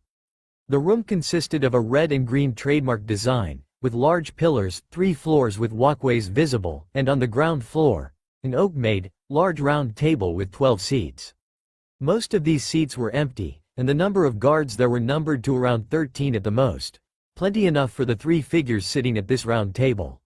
One of them sat in the upper-class seat, reserved for the head of this particular organization. He wore white and black robes, his right arm in a sling and a majority of his face and head wrapped in white bandages. Furthermore, as understandable for his age, the man also had a walking stick, and the only working side of his body was his left side. The 2 other people sitting at the table in seats across from each other were the 2 of the most recognized of the village elders, Homura Mitokado and Kaharu Utatane, who were looking upon the head of Root with great intent. The assassin made 4 shadow clones and they shared a quiet talk. They all went into the edges hiding. "Well, Danzo," the elder Homura began, "what do you plan to do with the container of the Kyubi? He is, after all, an important asset to this village." Kaharu stated, "His isolation from the villagers is helping you, isn't it? The people will hail you as the hero of Konohagakure for finishing off the Yondaime's handiwork. Getting rid of the child will be easy. It's just pasting the blame on the person that is the problem." The leader, designated Danzo, lowered his head as he took the elder's words to heat. However, he disregarded their words for the time being and sighed. "The Hokage will be a big problem if he finds about me training the Kyubi brat." "He seems to be all right with your type of training," Kaharu stated. Danzo nodded his head. "Unfortunately, I can't make more moves apart from training the boy right now." "But what of your plans for the Kyubi?" Homura asked. Danzo looked over at him. "I intend to bide my time till the right moment," the old warhawk said. "How has his training going?" Kaharu asked. "He is a 1-in-a-million prodigy, but he is also really rebellious, so I have keep." Before any more words could be spoken, there was the sound of shattering glass overhead and suddenly, a body came plummeting down from the ceiling, landing with the ear-splitting crash right in the center of the table. The very impact caused it to leap off the ground about a foot, and shocked the elders, and surprised Danzo. When the body came to rest, it was revealed to be one of Danzo's root guards, dead with a kunai lodged in his head. Danzo gritted his teeth and rose to his feet, looking around. "We've been infiltrated," he yelled. "Guards!" Just as the guards were gathering at the railing, ready to come to Danzo and the elder's aid, there suddenly came a rain of shadowy figures from the ceiling above. Emerging through the massive hole in the skyline, the figures leapt through the air, straight for each corresponding guard. The solid figures landed one after another beside or in front of every guard on the upper and lower floors in sight. The guards leapt back in surprise, drawing swords and ready to strike. But before any of them could, each of the small figures dressed in black went up in flaming balls of fire. The explosions rocked the very foundations of the estate, disintegrating a couple of the root ninja and blowing apart the others. Blinded by the onslaught of explosions, and caught up amidst the blasts, Danzo, Homura and Kaharu remained where they were, holding their ground. It was when the explosions faded and the smoke lifted they looked around to find that all the guards in the immediate area have been dispatched. Danzo frowned and, from his cane, drew a straight-bladed sword, looking around for any more attackers. However, what he failed to notice was that the corpse that had fallen from the ceiling before had a sealed tag placed upon its chest. So, just as Danzo was turning on his axis, a puff of smoke exploded from the dead root ninja's chest, and once it cleared, it revealed the crouching assassin, glaring directly at Danzo. The 2 village elders spotted him first, but before either of them could react, the unknown assassin threw his arms out towards them, flicking his wrists, and suddenly, clusters of shuriken flew out from under his sleeves, hitting the elders like targets on the range. They were dead before they even hit the ground. Sensing the assassin behind him and kill the elders, Danzo spun around, performing a few quick hand signs before slashing out with his blade at the attacker. A stream of wind escaped his sword, extending the blade's attack indefinitely as he made the horizontal slash. The assassin however saw the attack and crouched flat down onto his stomach on the table, letting the attack pass over before throwing his right arm forward. Another cluster of shuriken flew from his hand at this, and flew straight at the old warhawk. Danzo readjusted his blade and slashed downwards, effectively knocking aside some of the shuriken and attempting to kill the intruder at the same time. The assassin, however, pushed off of the ground and leapt to the side, spinning through the air in rapid succession, just as the wind blade came down and struck the table, destroying it in a hail of splinters and dust. Danzo suffered a couple of scars from the shuriken he didn't deflect, thrown by the assassin. He readjusted his attention and glared at the boy, slicing through the air with his wind blade again down at the short man. The assassin managed to leap through the air again, this time retreating. Flipping through the air, the assassin flung his hands through the air, sending a third barrage of kunai at Danzo. Danzo leapt out of the way, gritting his teeth as he watched the assassin gain distance, landing on the second story on the railings of the above walkway. The remaining elder growled and slapped his hands together again in another series of hand signs, inhaling air quickly before throwing his upper body forward and across, letting loose a series of wind trails from his mouth, which sliced through the air, straight at the assassin. It tore up the second-story walkway, effectively clouding the whole area with smoke, and seemingly consuming the assassin, sending him to his doom. Danzo breathed out and in, catching his breath and frowning up at the second story, seeing the dust and debris continue to rain down from his technique. Scanning the area, he saw that there was no more presence to be weary of, and lowered his head. Sheathing his sword away, he confirmed that the battle was over. Sighing, the old man prepared to make his departure, turning on his heel and intending to head back to HQ, and attend to this new problem. However, when he turned and his eyes fell upon the shadows near the entrance, he stopped in his tracks and his expression showed his slight surprise when he saw the familiar silhouette of the assassin standing on the ledge right above the entrance. He was standing at an angle that would have deemed him invisible to the naked eye. Upon being spotted, the assassin stepped over the ledge and dropped to the ground floor, landing in a crouched position and a light thud. When he did and rose to his feet, Danzo furrowed his brow and was about to draw his sword, when he suddenly detected another presence beside him. Looking to his right, he saw another or, shocking enough, the same assassin step out from the shadows, followed by another, and another and another. Soon, he was surrounded by over a dozen more assassins, all wearing the same clothing and was the same height. He looked around him, seeing that he was surrounded by copies and smirked.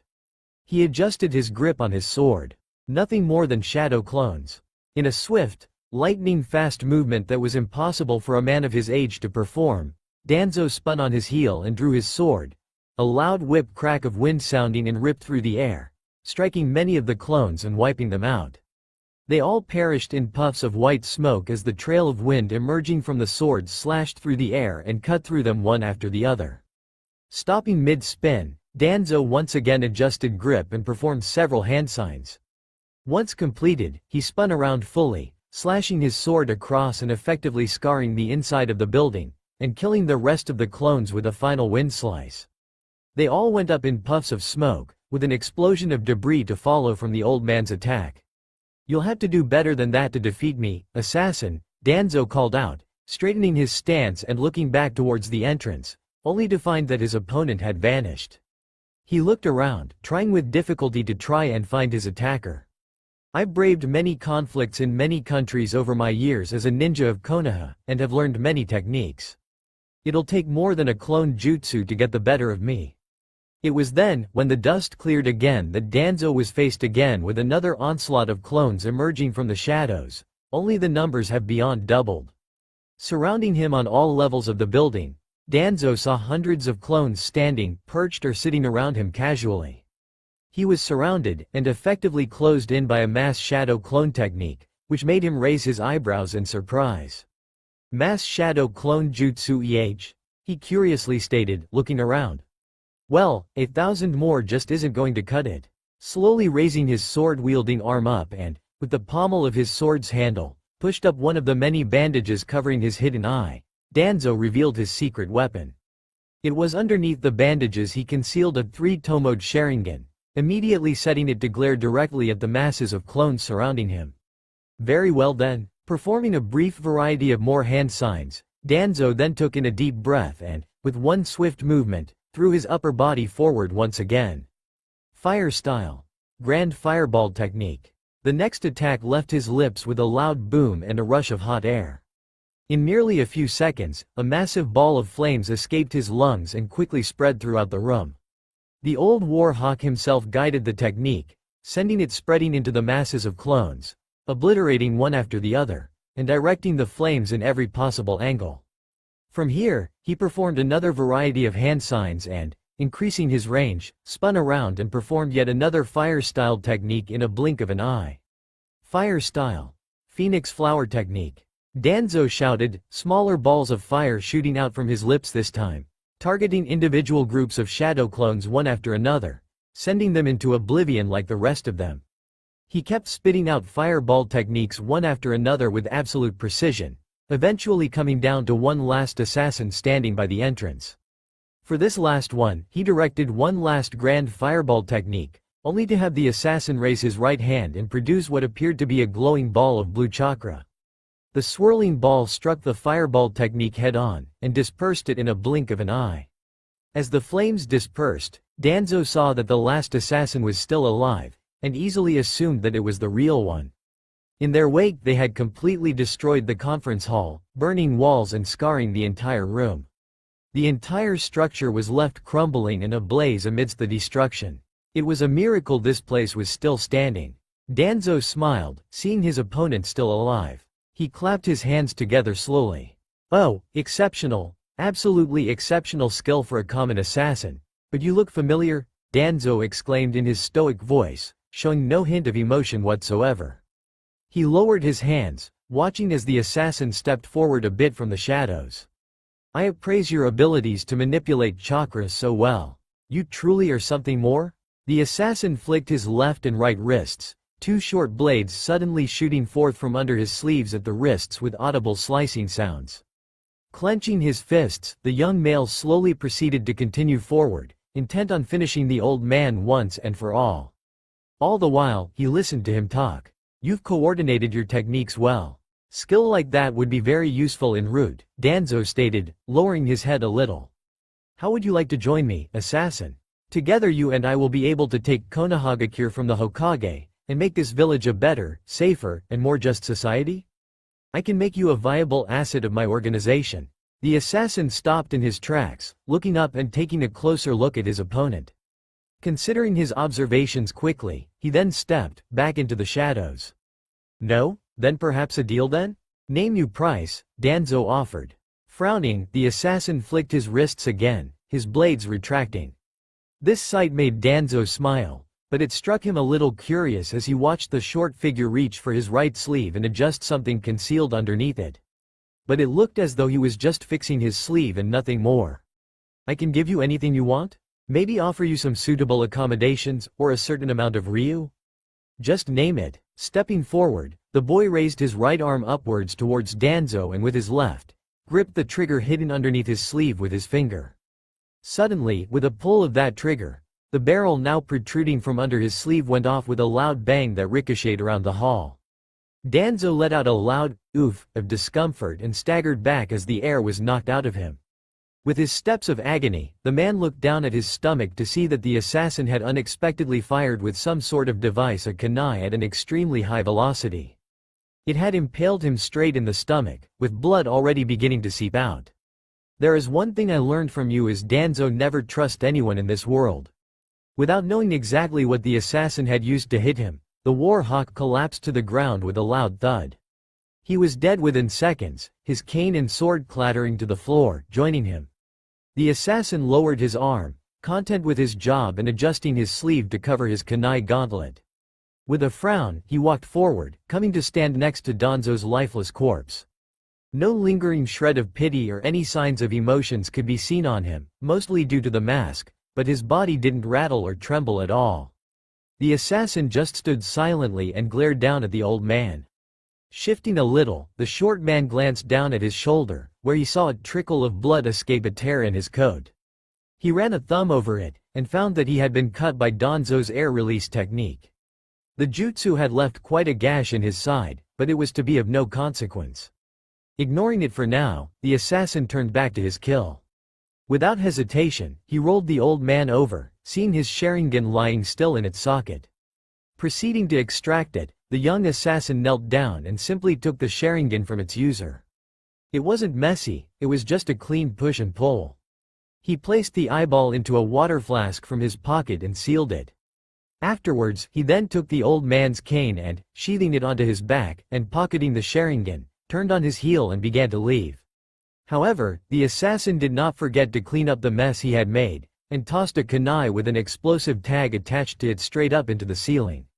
Just as the assassin exited the facility through the front doors, the bomb went off, causing the unstable roof, as well as most of the cliffside to come cascading down onto itself, burying the entire site. The assassin didn't even look back at the explosion or the avalanche of rubble, only raising his right arm to allow his dragon to land onto his shoulder.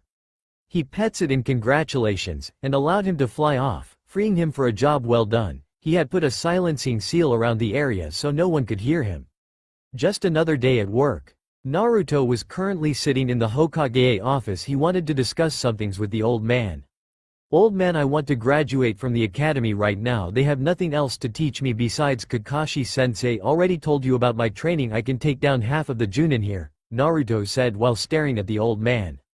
Naruto had changed a lot in the last years. He was a very capable ninja. He wasn't afraid to kill like more kids his age would do. He also told Hiruzen that Danzo trained him and gave him the dragon summoning contract, which were only loyal to Uzumaki's.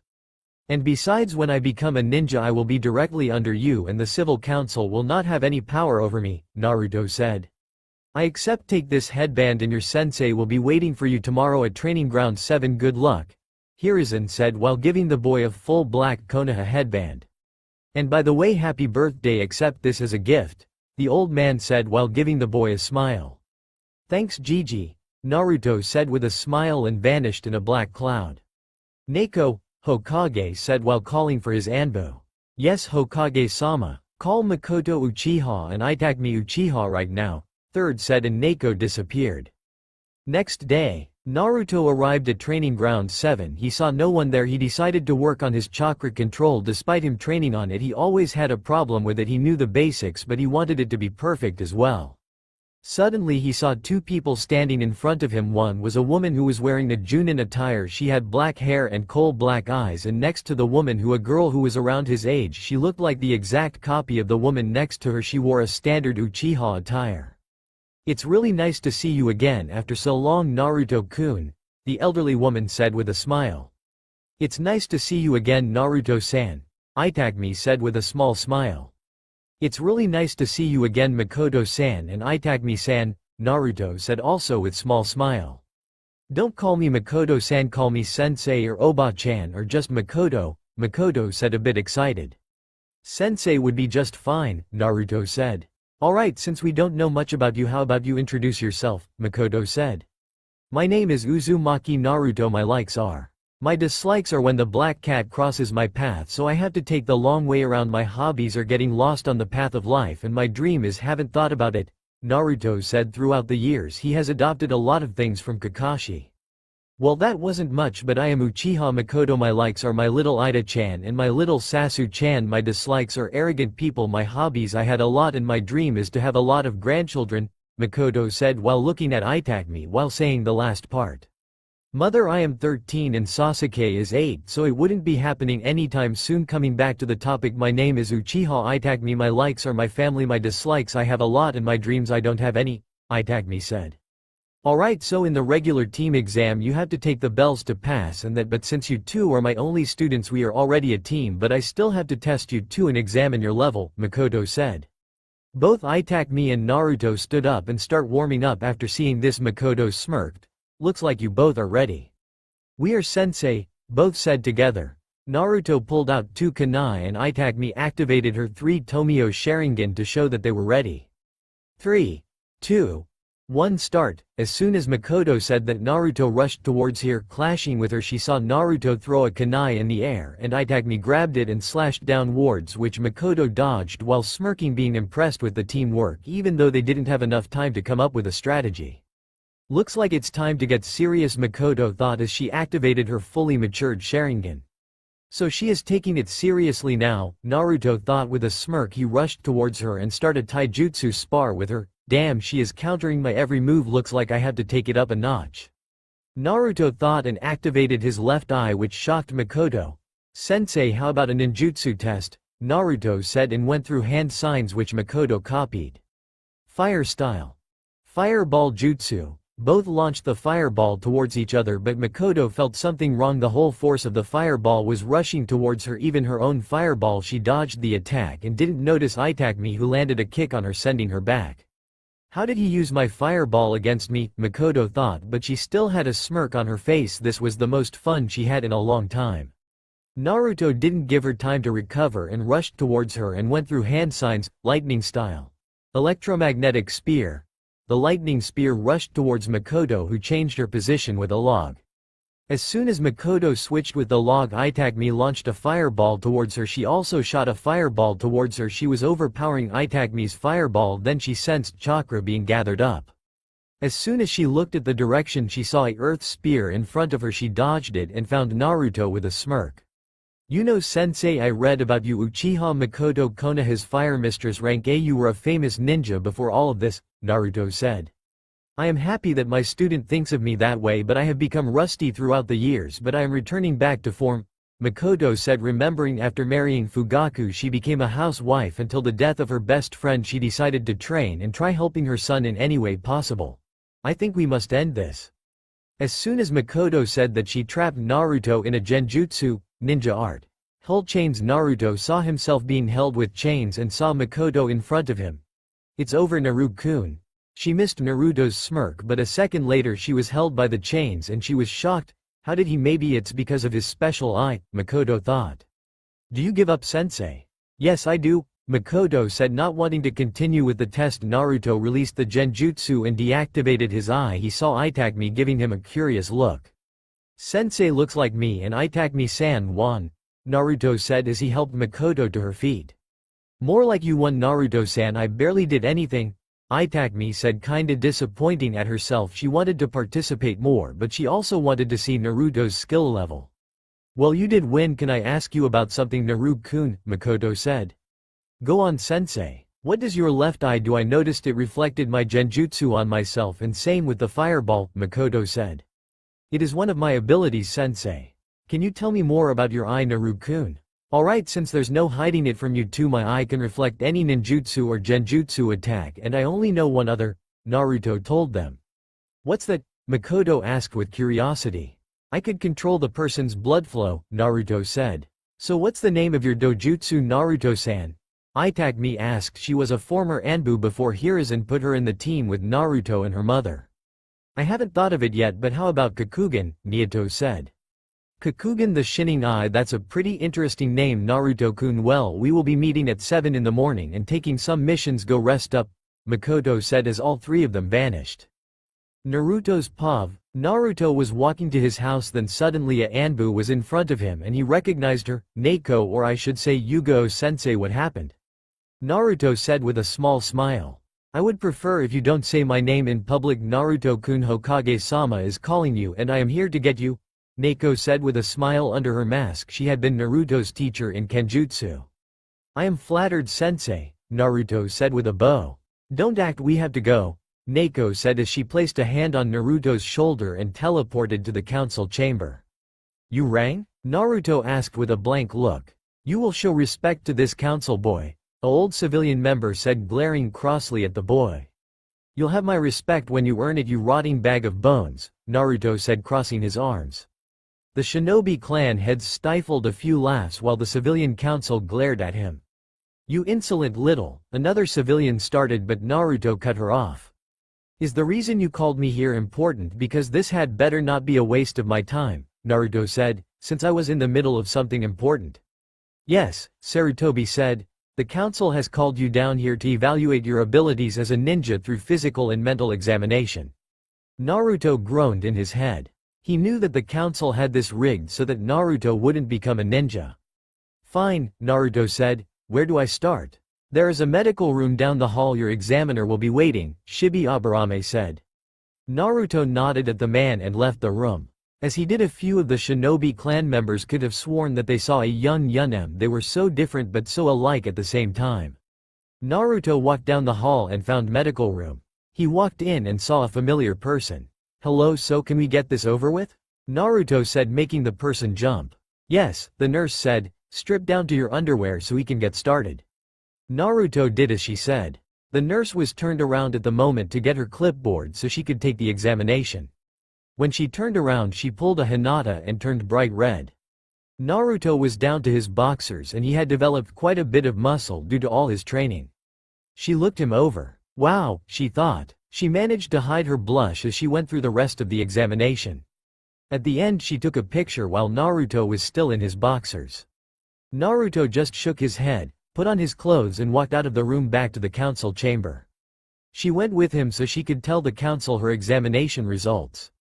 "Well?" Hokage asked the nurse. "Upon examination, I have determined that Naruto is fit enough to be a ninja and that he is healthier than someone normally his age." The civilian council inwardly growled.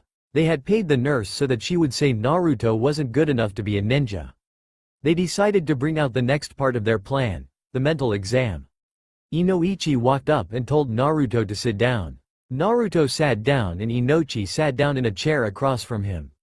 Inoichi went through hand signs and said, "Mind transfer jutsu." As soon as he said that, Naruto and Inoichi both slumped down in their chairs. In Naruto's mind, Inoichi walked down a long wide hallway that had multiple doors. "Where am I?" he asked aloud. "These," said a voice, "would be my memories." "Naruto?" Inoichi asked, recognizing the voice. It was then that Naruto appeared in front of him like he wasn't even there. "These doors," Naruto said, "lead to my memories. This one in particular I want to show you." He pointed to a large red door. Inoichi opened it and saw the memory of Naruto getting tortured at the age of 4. He couldn't believe that anyone would do it to a child. Inoichi stood at the front of the door, his eyes wide. Back in the real world, the council was starting to get a little worried. It had been about 15 minutes and Inoichi was still in Naruto's mind. They were starting to wonder if Inoichi had been eaten by the fox when Inoichi and Naruto both woke up with a sudden jolt. "Whew," Inoichi said, taking a breath, "what a rush. Tell me about it," Naruto groaned. "Well," Hiruzen said, "what is your evaluation?" "My evaluation," Inoichi said, "is that the Uzumaki has an extraordinarily strong mind. He showed me a certain memory that I found quite interesting." "What was it?" another civilian member asked. "That's for us to know and you not to," Inoichi answered. The member growled and was about to yell, but Sarutobi shut him up. "Since this is over, can I go home now?" Naruto asked, getting a nod from Sarutobi. Naruto aptly turned around and left. "I like that boy," Sume said, smiling. "Hokage-sama, you can't let the demon be a shinobi of this village," a civilian said. "Anbu, take the member to Anko, and don't forget I am the Hokage of this village and my law is still in place. Don't forget that this meeting is over," Hiruzen said, and left the council chambers, ignoring the civilians and ordering Anbu to execute them who break the law. "Thank God this meeting is over now. I can finally read the latest part of Jiraiya's masterpiece," Hiruzen thought with a grin. The next day had arrived. Team 7 were doing their missions, but there was something wrong with the mission rank. "Foxy-chan, can you see the target?" Naruto's eye twitched at the codename that Makoto gave him. "Yes, Fire Mistress, I can see it," Naruto said, while also thinking, why is he doing shit like this? He was a cold-blooded assassin and here he was chasing after a stupid cat. "Weasel-chan, put the cat under a genjutsu with your Sharingan," Naruto said, being pissed off at this damn cat. "Alright," Itagami said as she put the cat under a weak genjutsu. Naruto grabbed the cat by its tail and pulled out a kunai, wanted to end the cat's life right now. "Naruto-san, stop," Itagami said from behind Naruto, who just stopped himself. "Team 7 completes another mission and let's go to the Hokage's office," Makoto said with a big smile. "Hokage's office, suffer you demon," thought both Itagami and Naruto while seeing the cat being squashed by an older woman. "Team 7 has completed another D-rank mission, Hokage-sama," Makoto said while giving the mission. "Hokage-sama, I request a higher rank mission for my team and you know the skill level of my team," Makoto said while getting approved looks from Naruto and Itagami, who were looking for some action. I know this team is a Junin level team, but we need a strong, Genin team in this year's Chunin exams since 4 out of 5 great villages will be taking a part in them and other important figures from all around the elemental nations, Hiruzen said. I understand your reasoning. You want to prove to them that Konoha still has the most powerful ninjas, which will attract more missions from different small villages, Itagami said while understanding the situation. Well, since you guys are here, I have some important things to tell you guys about. The 4th Raikage will be coming to Konoha anytime today. I already have assigned a lot of team to watch the Raikage, but Itagami and you Naruto will be my personal bodyguards, Hiruzen said. But if he sees us already, he wouldn't believe that we are simple genin, Naruto said while folding his arms. Yes, and that is why you will be wearing Anbu attire and have a transformation on it, Hiruzen said. So what will I do? Makoto said. Rest, both Naruto and Itagami said together. Few hours later, Hiruzen sat behind his desk putting a hand through his hair as he sat across from one of the few men in the elemental nations that could fight him one-on-one. On his right was Itagami and on his left was Naruto, whilst Kakashi was sat next to him. The man in front of them was the 4th Raikage of Kumo and the man who had many battle with in the past with the yellow flash. Was a big man with dark skin and whitish blonde hair that was slicked back with a goatee on his chin. He wore his Raikage cloak and hat, whilst around his wrists were golden weights and around his waist was a large gold belt. Beside there were 2 men. One had white spiky hair that covered part of his left eye and also wore a standard white Kumo flag jacket. On his back was a cleaver-like sword and on his right arm was the symbol for black lightning. To his right was a Caucasian man wearing the standard Kumo shinobi uniform but had bandages wrapped around the top of his head and his forehead protector covered his right eye. Welcome to the Leaf Village, Raikage-sama. I am happy that you made it here safe and sound. Hiruzen spoke as I snorted a little but thanked him nonetheless. Yes, well, since we are here, we may as well get right down to it. No sense at postponing this, he said as Hiruzen nodded while Naruto kept his guard up. Since he found about that Kumo tried to kidnap his mother when she was around his age, which made him enraged, he also knew about their greed for bloodline users. Frankly, none of the people here didn't trust Kumo. I agree. I see no reason why our 2 villages should have to be at each other's throats more, and I am more than willing to put the past behind us if it means the Leaf and the Cloud can finally see each other as allies other than enemies. I agree as well. As Raikage, the safety of my village is my top priority and it will always come first. If it means keeping any ridiculous wars from breaking out again, then I will do it. Sarutobi nodded to that as well. Though he and never exactly saw eye to eye, he was glad that as the Kage of his village he understood that alliances would truly benefit one another. Kumo had always been more militarized than Konoha, but then again Kumo had always been a very tightly kit and army-like village, whereas Konoha was a bit more relaxed in that sense but always kept their guard up. In short terms, Konoha had better quality ninjas than Kumo but not the numbers that Kumo had. I am surprised that your brother B is not here. Normally the 2 of you are inseparable, Minato asked as he narrowed his eyes a little at the comment. B is a Jinchuriki, therefore he knows that his place is to stay at the village and be a protector Kumo. As a Jinchuriki, he is a tool to be used to keep Kumo safe. The Leaf Ninja frowned at that but knew that was mostly how other Jinchuriki were treated. Like, I have always been curious to who the Jinchuriki of the Kyuubi was. Since you know who Kumo's Jinchurikis are, do you not think we should know who yours is? That made everyone tense while Naruto and Hiruzen looked at the man dangerously. Something that made the white-haired man tense and prepare himself. Kakashi did the same. That information is classified, Raikage-sama, Hiruzen spoke in a calm and even tone. Oh, so do you believe that my village does not deserve to know of your weapon while you know ours? I said with his voice getting a little louder. As the Hokage-sama said, Raikage, you don't need to know anything what happens in Konoha and your village used their Jinchuriki in the war for everyone to see. You don't have any right to ask us about our village's affairs and don't call them weapons the beasts sealed inside them without their consent, Naruto said while showing zero emotions on his face. Don't interfere, boy, and judging by your words, it leads me to guess that your Jinchuriki is someone close to you, I said. All the Leaf Shinobi tensed again and were mentally preparing themselves for some kind of confrontation since Kakashi looked like he was ready to kill since he and Naruto shared a sibling relationship. He would kill anyone who dares to attack him. Well, if you won't tell us, then perhaps it was a mistake coming here, since you cannot be honest with us when we are being honest with you. Honest, Kakashi said, since he was starting to lose his cool. Don't be talking shit. You tried kidnapping Uzumaki Kushina years ago and you failed horribly. What my father did when he was Raikage does not fall to me. To be honest, I never really understood the big fuss about Uzumaki. All they were ever good at was Fuinjutsu and Kenjutsu. The rest you were just mediocre at. Naruto wanted to kill this guy right now, but the mask he wore didn't show off much emotions. Kakashi was usually the person who always kept his cool, but he was stopping himself from attacking the man. Perhaps coming here was a mistake, I said, standing up from his chair, making everyone else stand up as well. Perhaps we can speak more of this tomorrow. Let's keep a cool head, think on it tonight, and then resume tomorrow the details of the alliance. Hiruzen offered, since he really wanted some kind of treaty to be formed between their two villages which could stop any confrontations from happening in the future. Hiruzen did not wish for another war to break out. He wanted to keep the children of the village to have to succumb to that path. A scoffed but nodded nonetheless. Tomorrow we will continue this. Until then we shall take up residence in the Golden Leaf Hotel, he said as Sarutobi nodded. I then jumped through the window, making his departure from the meeting.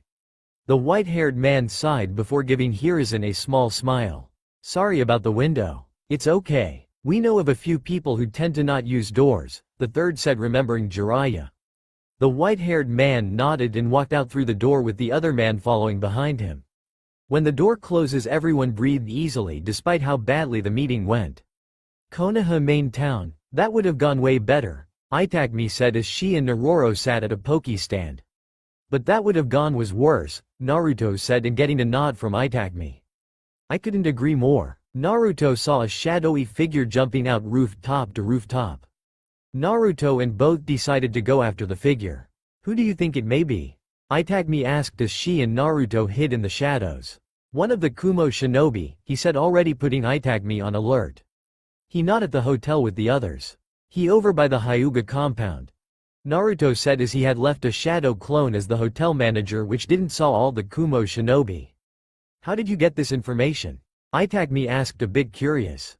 I made a shadow clone who transformed himself into the hotel manager, and he didn't see all the people returning from the Hokage's office, and after my clone dispelled I got the memories from it. Itakmi was impressed by Naruto's method. You don't think he is stupid enough to kidnap a Hyuga, do you? Itakmi asked, since they were both aware that Kumo for some reason desired the Hyuga clan dojutsu, the Byakugan.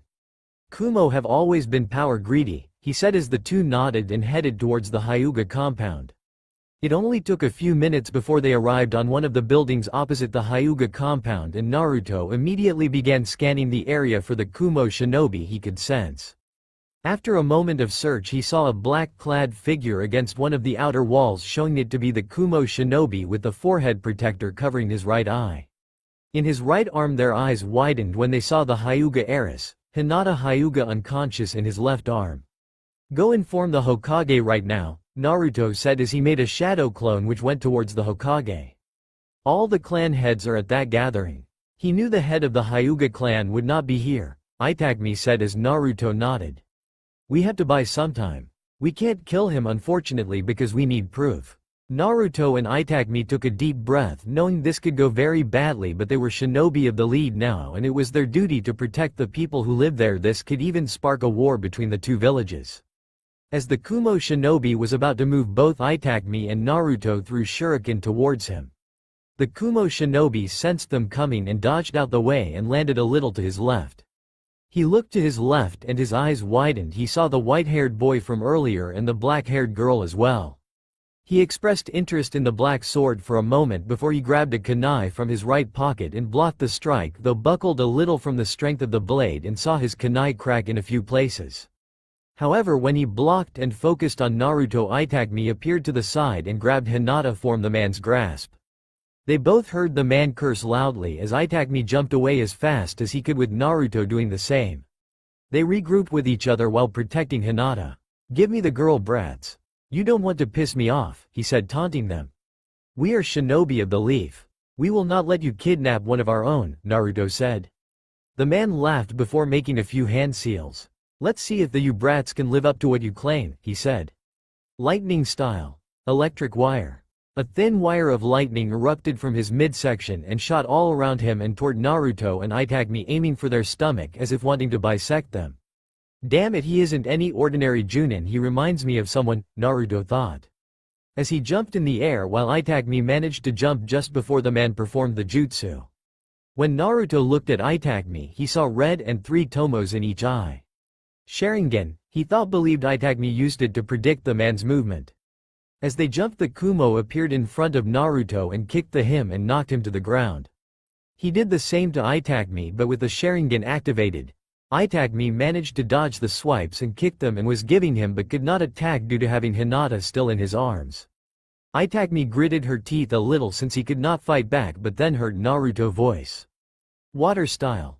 Water bullet, he said as balls of water made their way towards the Kumo ninja. The Kumo nin jumped out of the way, enabling Itachi to appear in the gardens of the Hyuga compound and lay her on the ground before going back to the battle. Damn it, I can't use any dangerous jutsu, it will probably kill him or show my eye, Naruto thought, because he wanted to kill this man right here and right now, but he couldn't. Returning, he saw Naruto with his blade redrawn, blocking quick and powerful strikes from the Kumo nin. Though Naruto was managing to block, the man's superior strength forced him to get pushed back and against a wall. The Kumo nin grinned before finding kunai being thrown towards him. But Naruto explodes in a lightning current. When did he brat use a lightning clone? The Kumo nin thought while greeting his teeth. Naruto and Itagami then stood next to one another and charged towards the enemy. Naruto threw punches and palm strike towards the Kumo nin, specifically trying to hit a few of the weak and pressure points that Danzo had told him about. Itagami meanwhile was trying to sweep his legs with his Uchiha style. They tried pushing him back, but the man was an adult and his physical strength was superior, so they used their smaller bodies to dodge his strike, which were quite slow, and were able to dodge them. Though he did manage to land a few hits on the two, he was surprised that they just kept getting back up and throwing strikes toward him. He swore he even felt a genjutsu get put on him before he managed to quickly get rid of it with a pulse of chakra. The Uchiha, he thought, since he knew with the Sharingan, Itagami would trap him in low-level genjutsu just to annoy him and make him use more of his chakra. The Kumo ninja started getting annoyed when the two genin did not let up before they both jumped back. Fire style. Fireball jutsu, Itachi called as a fireball erupted from his mouth and toward the ninja. The ninja saw it coming and jumped in the air to dodge it, but his eyes widened when he saw Naruto was now in front of him. Naruto swung his blade just as the Kumo nin tried to push himself back. Despite the dodge, the tip of the sword into the man and slashed him across the chest. Naruto landed next to Itagami, both who got in their stances again as the Kumo nin fell back a little and gripped his chest. "You little shits," he said as he checked his wound and saw it was shallow but went across most of his chest. "What are these kids? They are no ordinary genin?" he said and looked into their eyes. Itagami with her Sharingan and Naruto with his violet eyes gazed intensely towards him. Lightning style.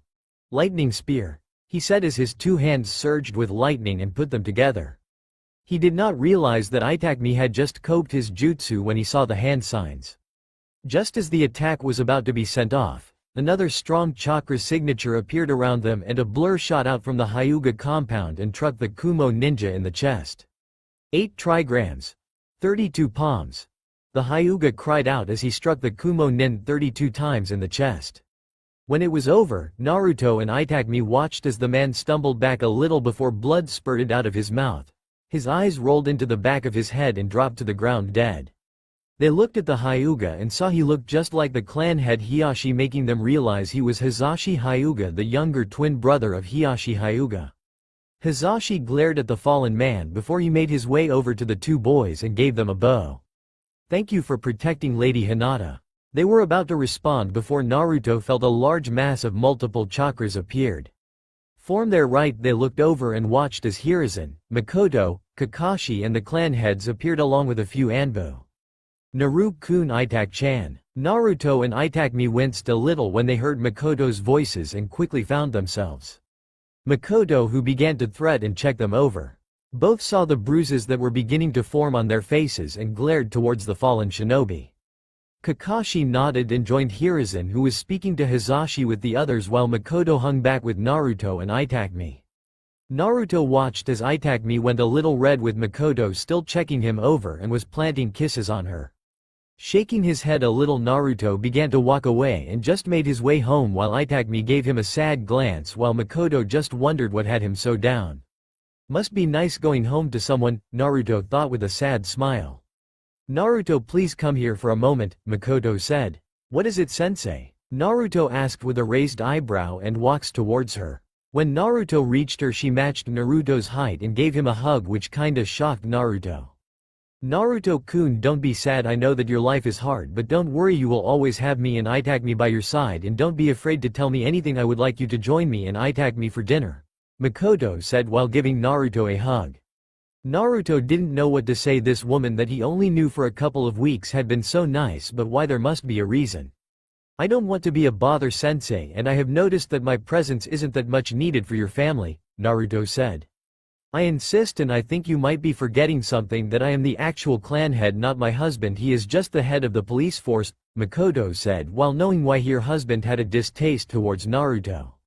We wouldn't be bothered by your presence, Naruto-san. I rather have your company than any single member of my clan, Itakami said.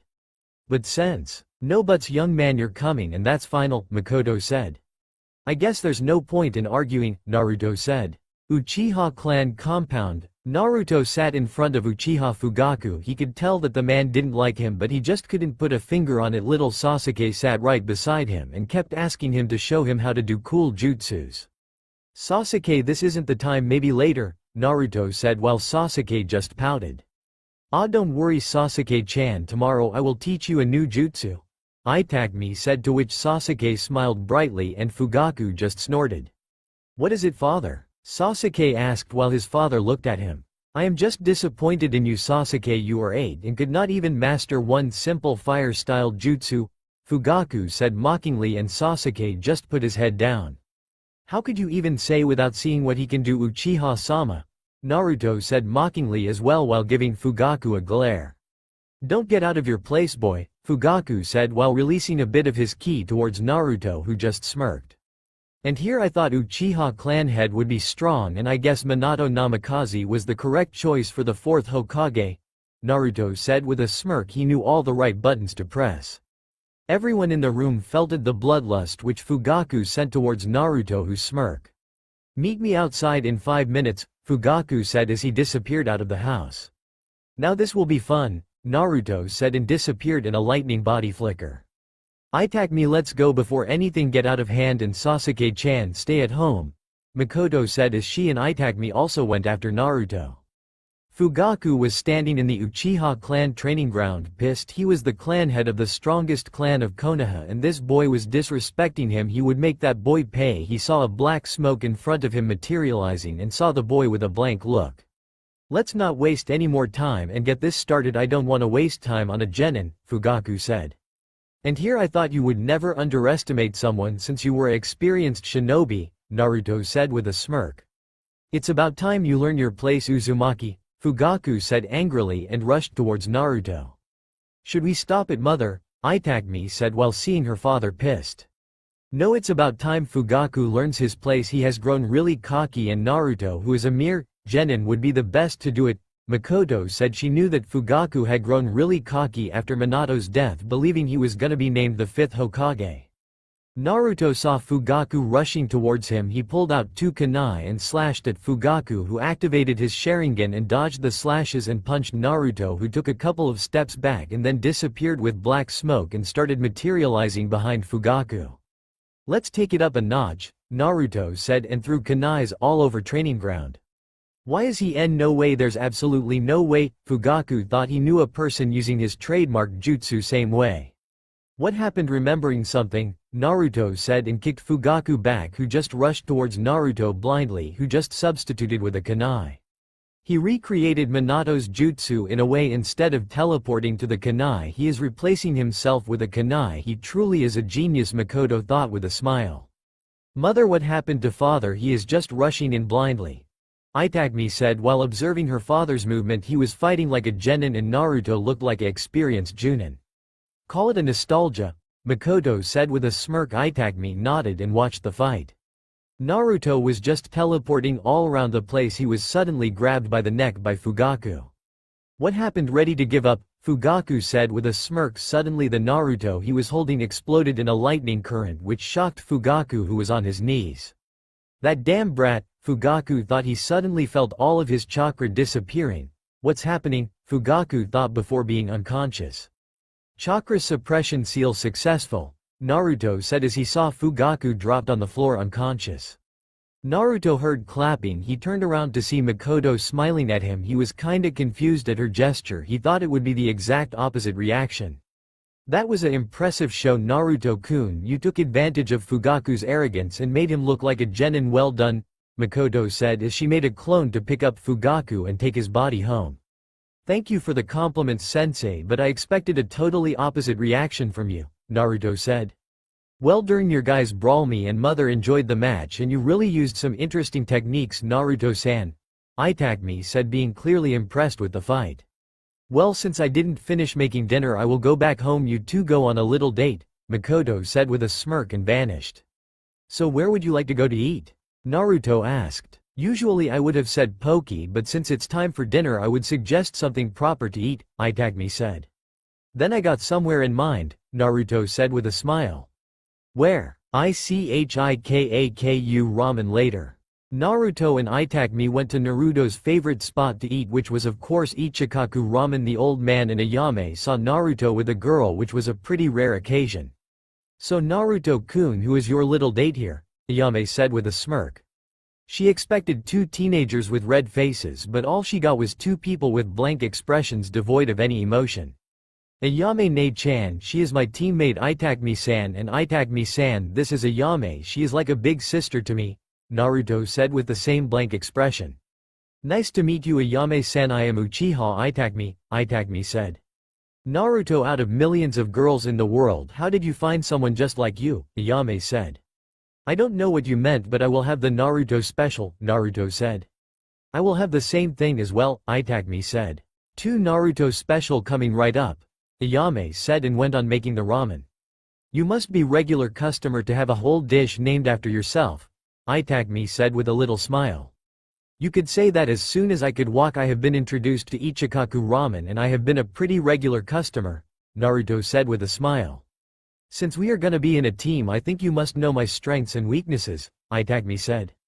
I already know a lot about you. Uchiha Itakami graduated the academy at 7 and getting promoted to Chunin without anyone knowing, and joining the Anbu at 11. You know that I was Danzo's personal apprentice. I know a lot of things about Konoha which a poor little genin shouldn't learn, Naruto said with a light chuckle. You truly are well informed, Ghoul-kun, Itakami said with a smirk. I sure am, Weasel-chan, Naruto said with a smirk. Both of them enjoy their time together and left. Next day, Hokage's office. Naruto was sitting on the window of the Hokage's office looking at the old man who was currently stressed out. So old man, what happened? Naruto asked, while reading a book on his clan. Well, Naruto, since the death of the Kumo shinobi, the Raikage left the village immediately and sent a letter demanding the head of the Hyuga clan, Hiruzen said. We have nothing to lose, old man. Let me elaborate my reasoning, Naruto said and looked at Hiruzen, who was giving him a confused look.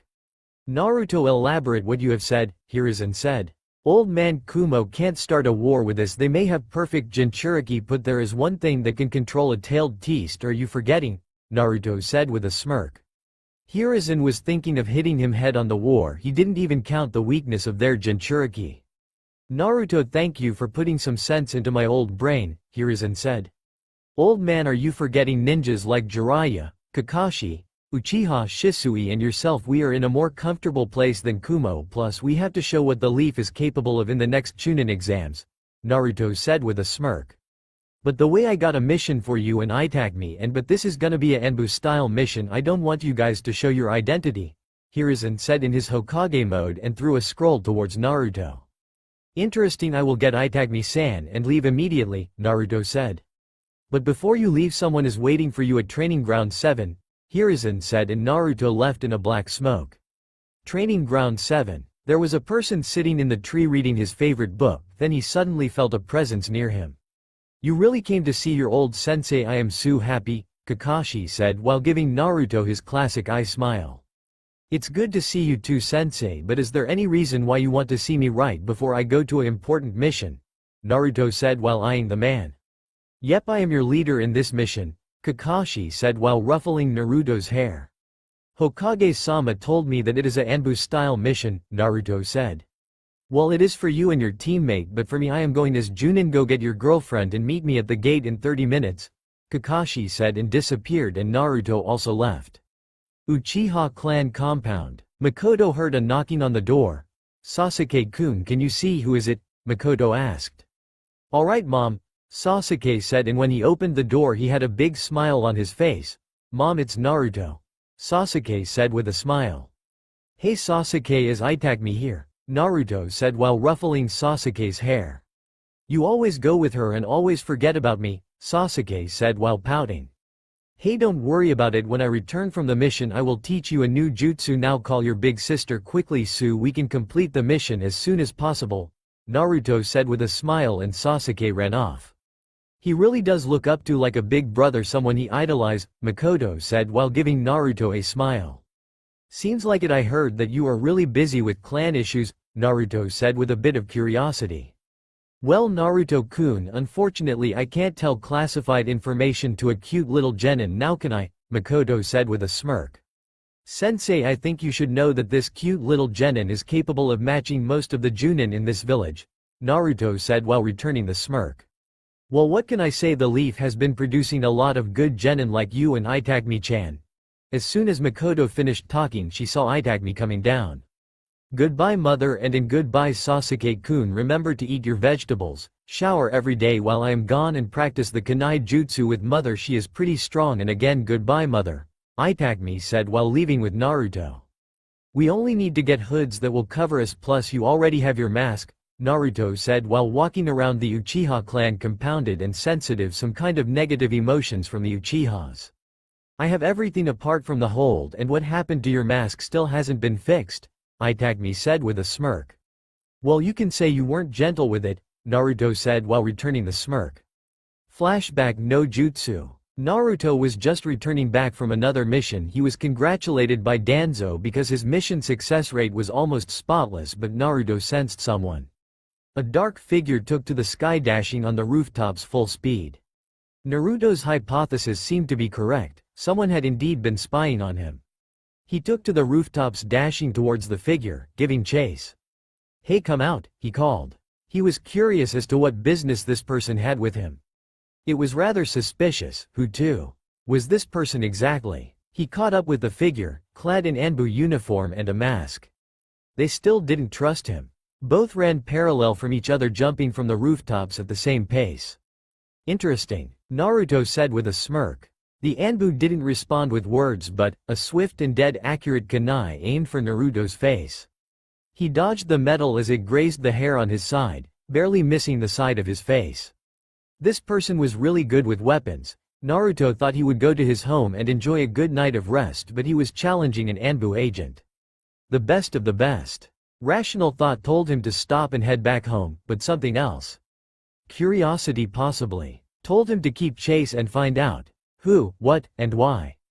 Naruto withdrew 2 kunai from his pouch and shot them in the Anbu's direction. It quickly withdrew its katana, deflecting the weapons before stopping on a roof opposite Naruto. He stopped too, staring the shinobi down. Alright, then. Naruto began towards the Anbu. What business exactly do you have spying on me today?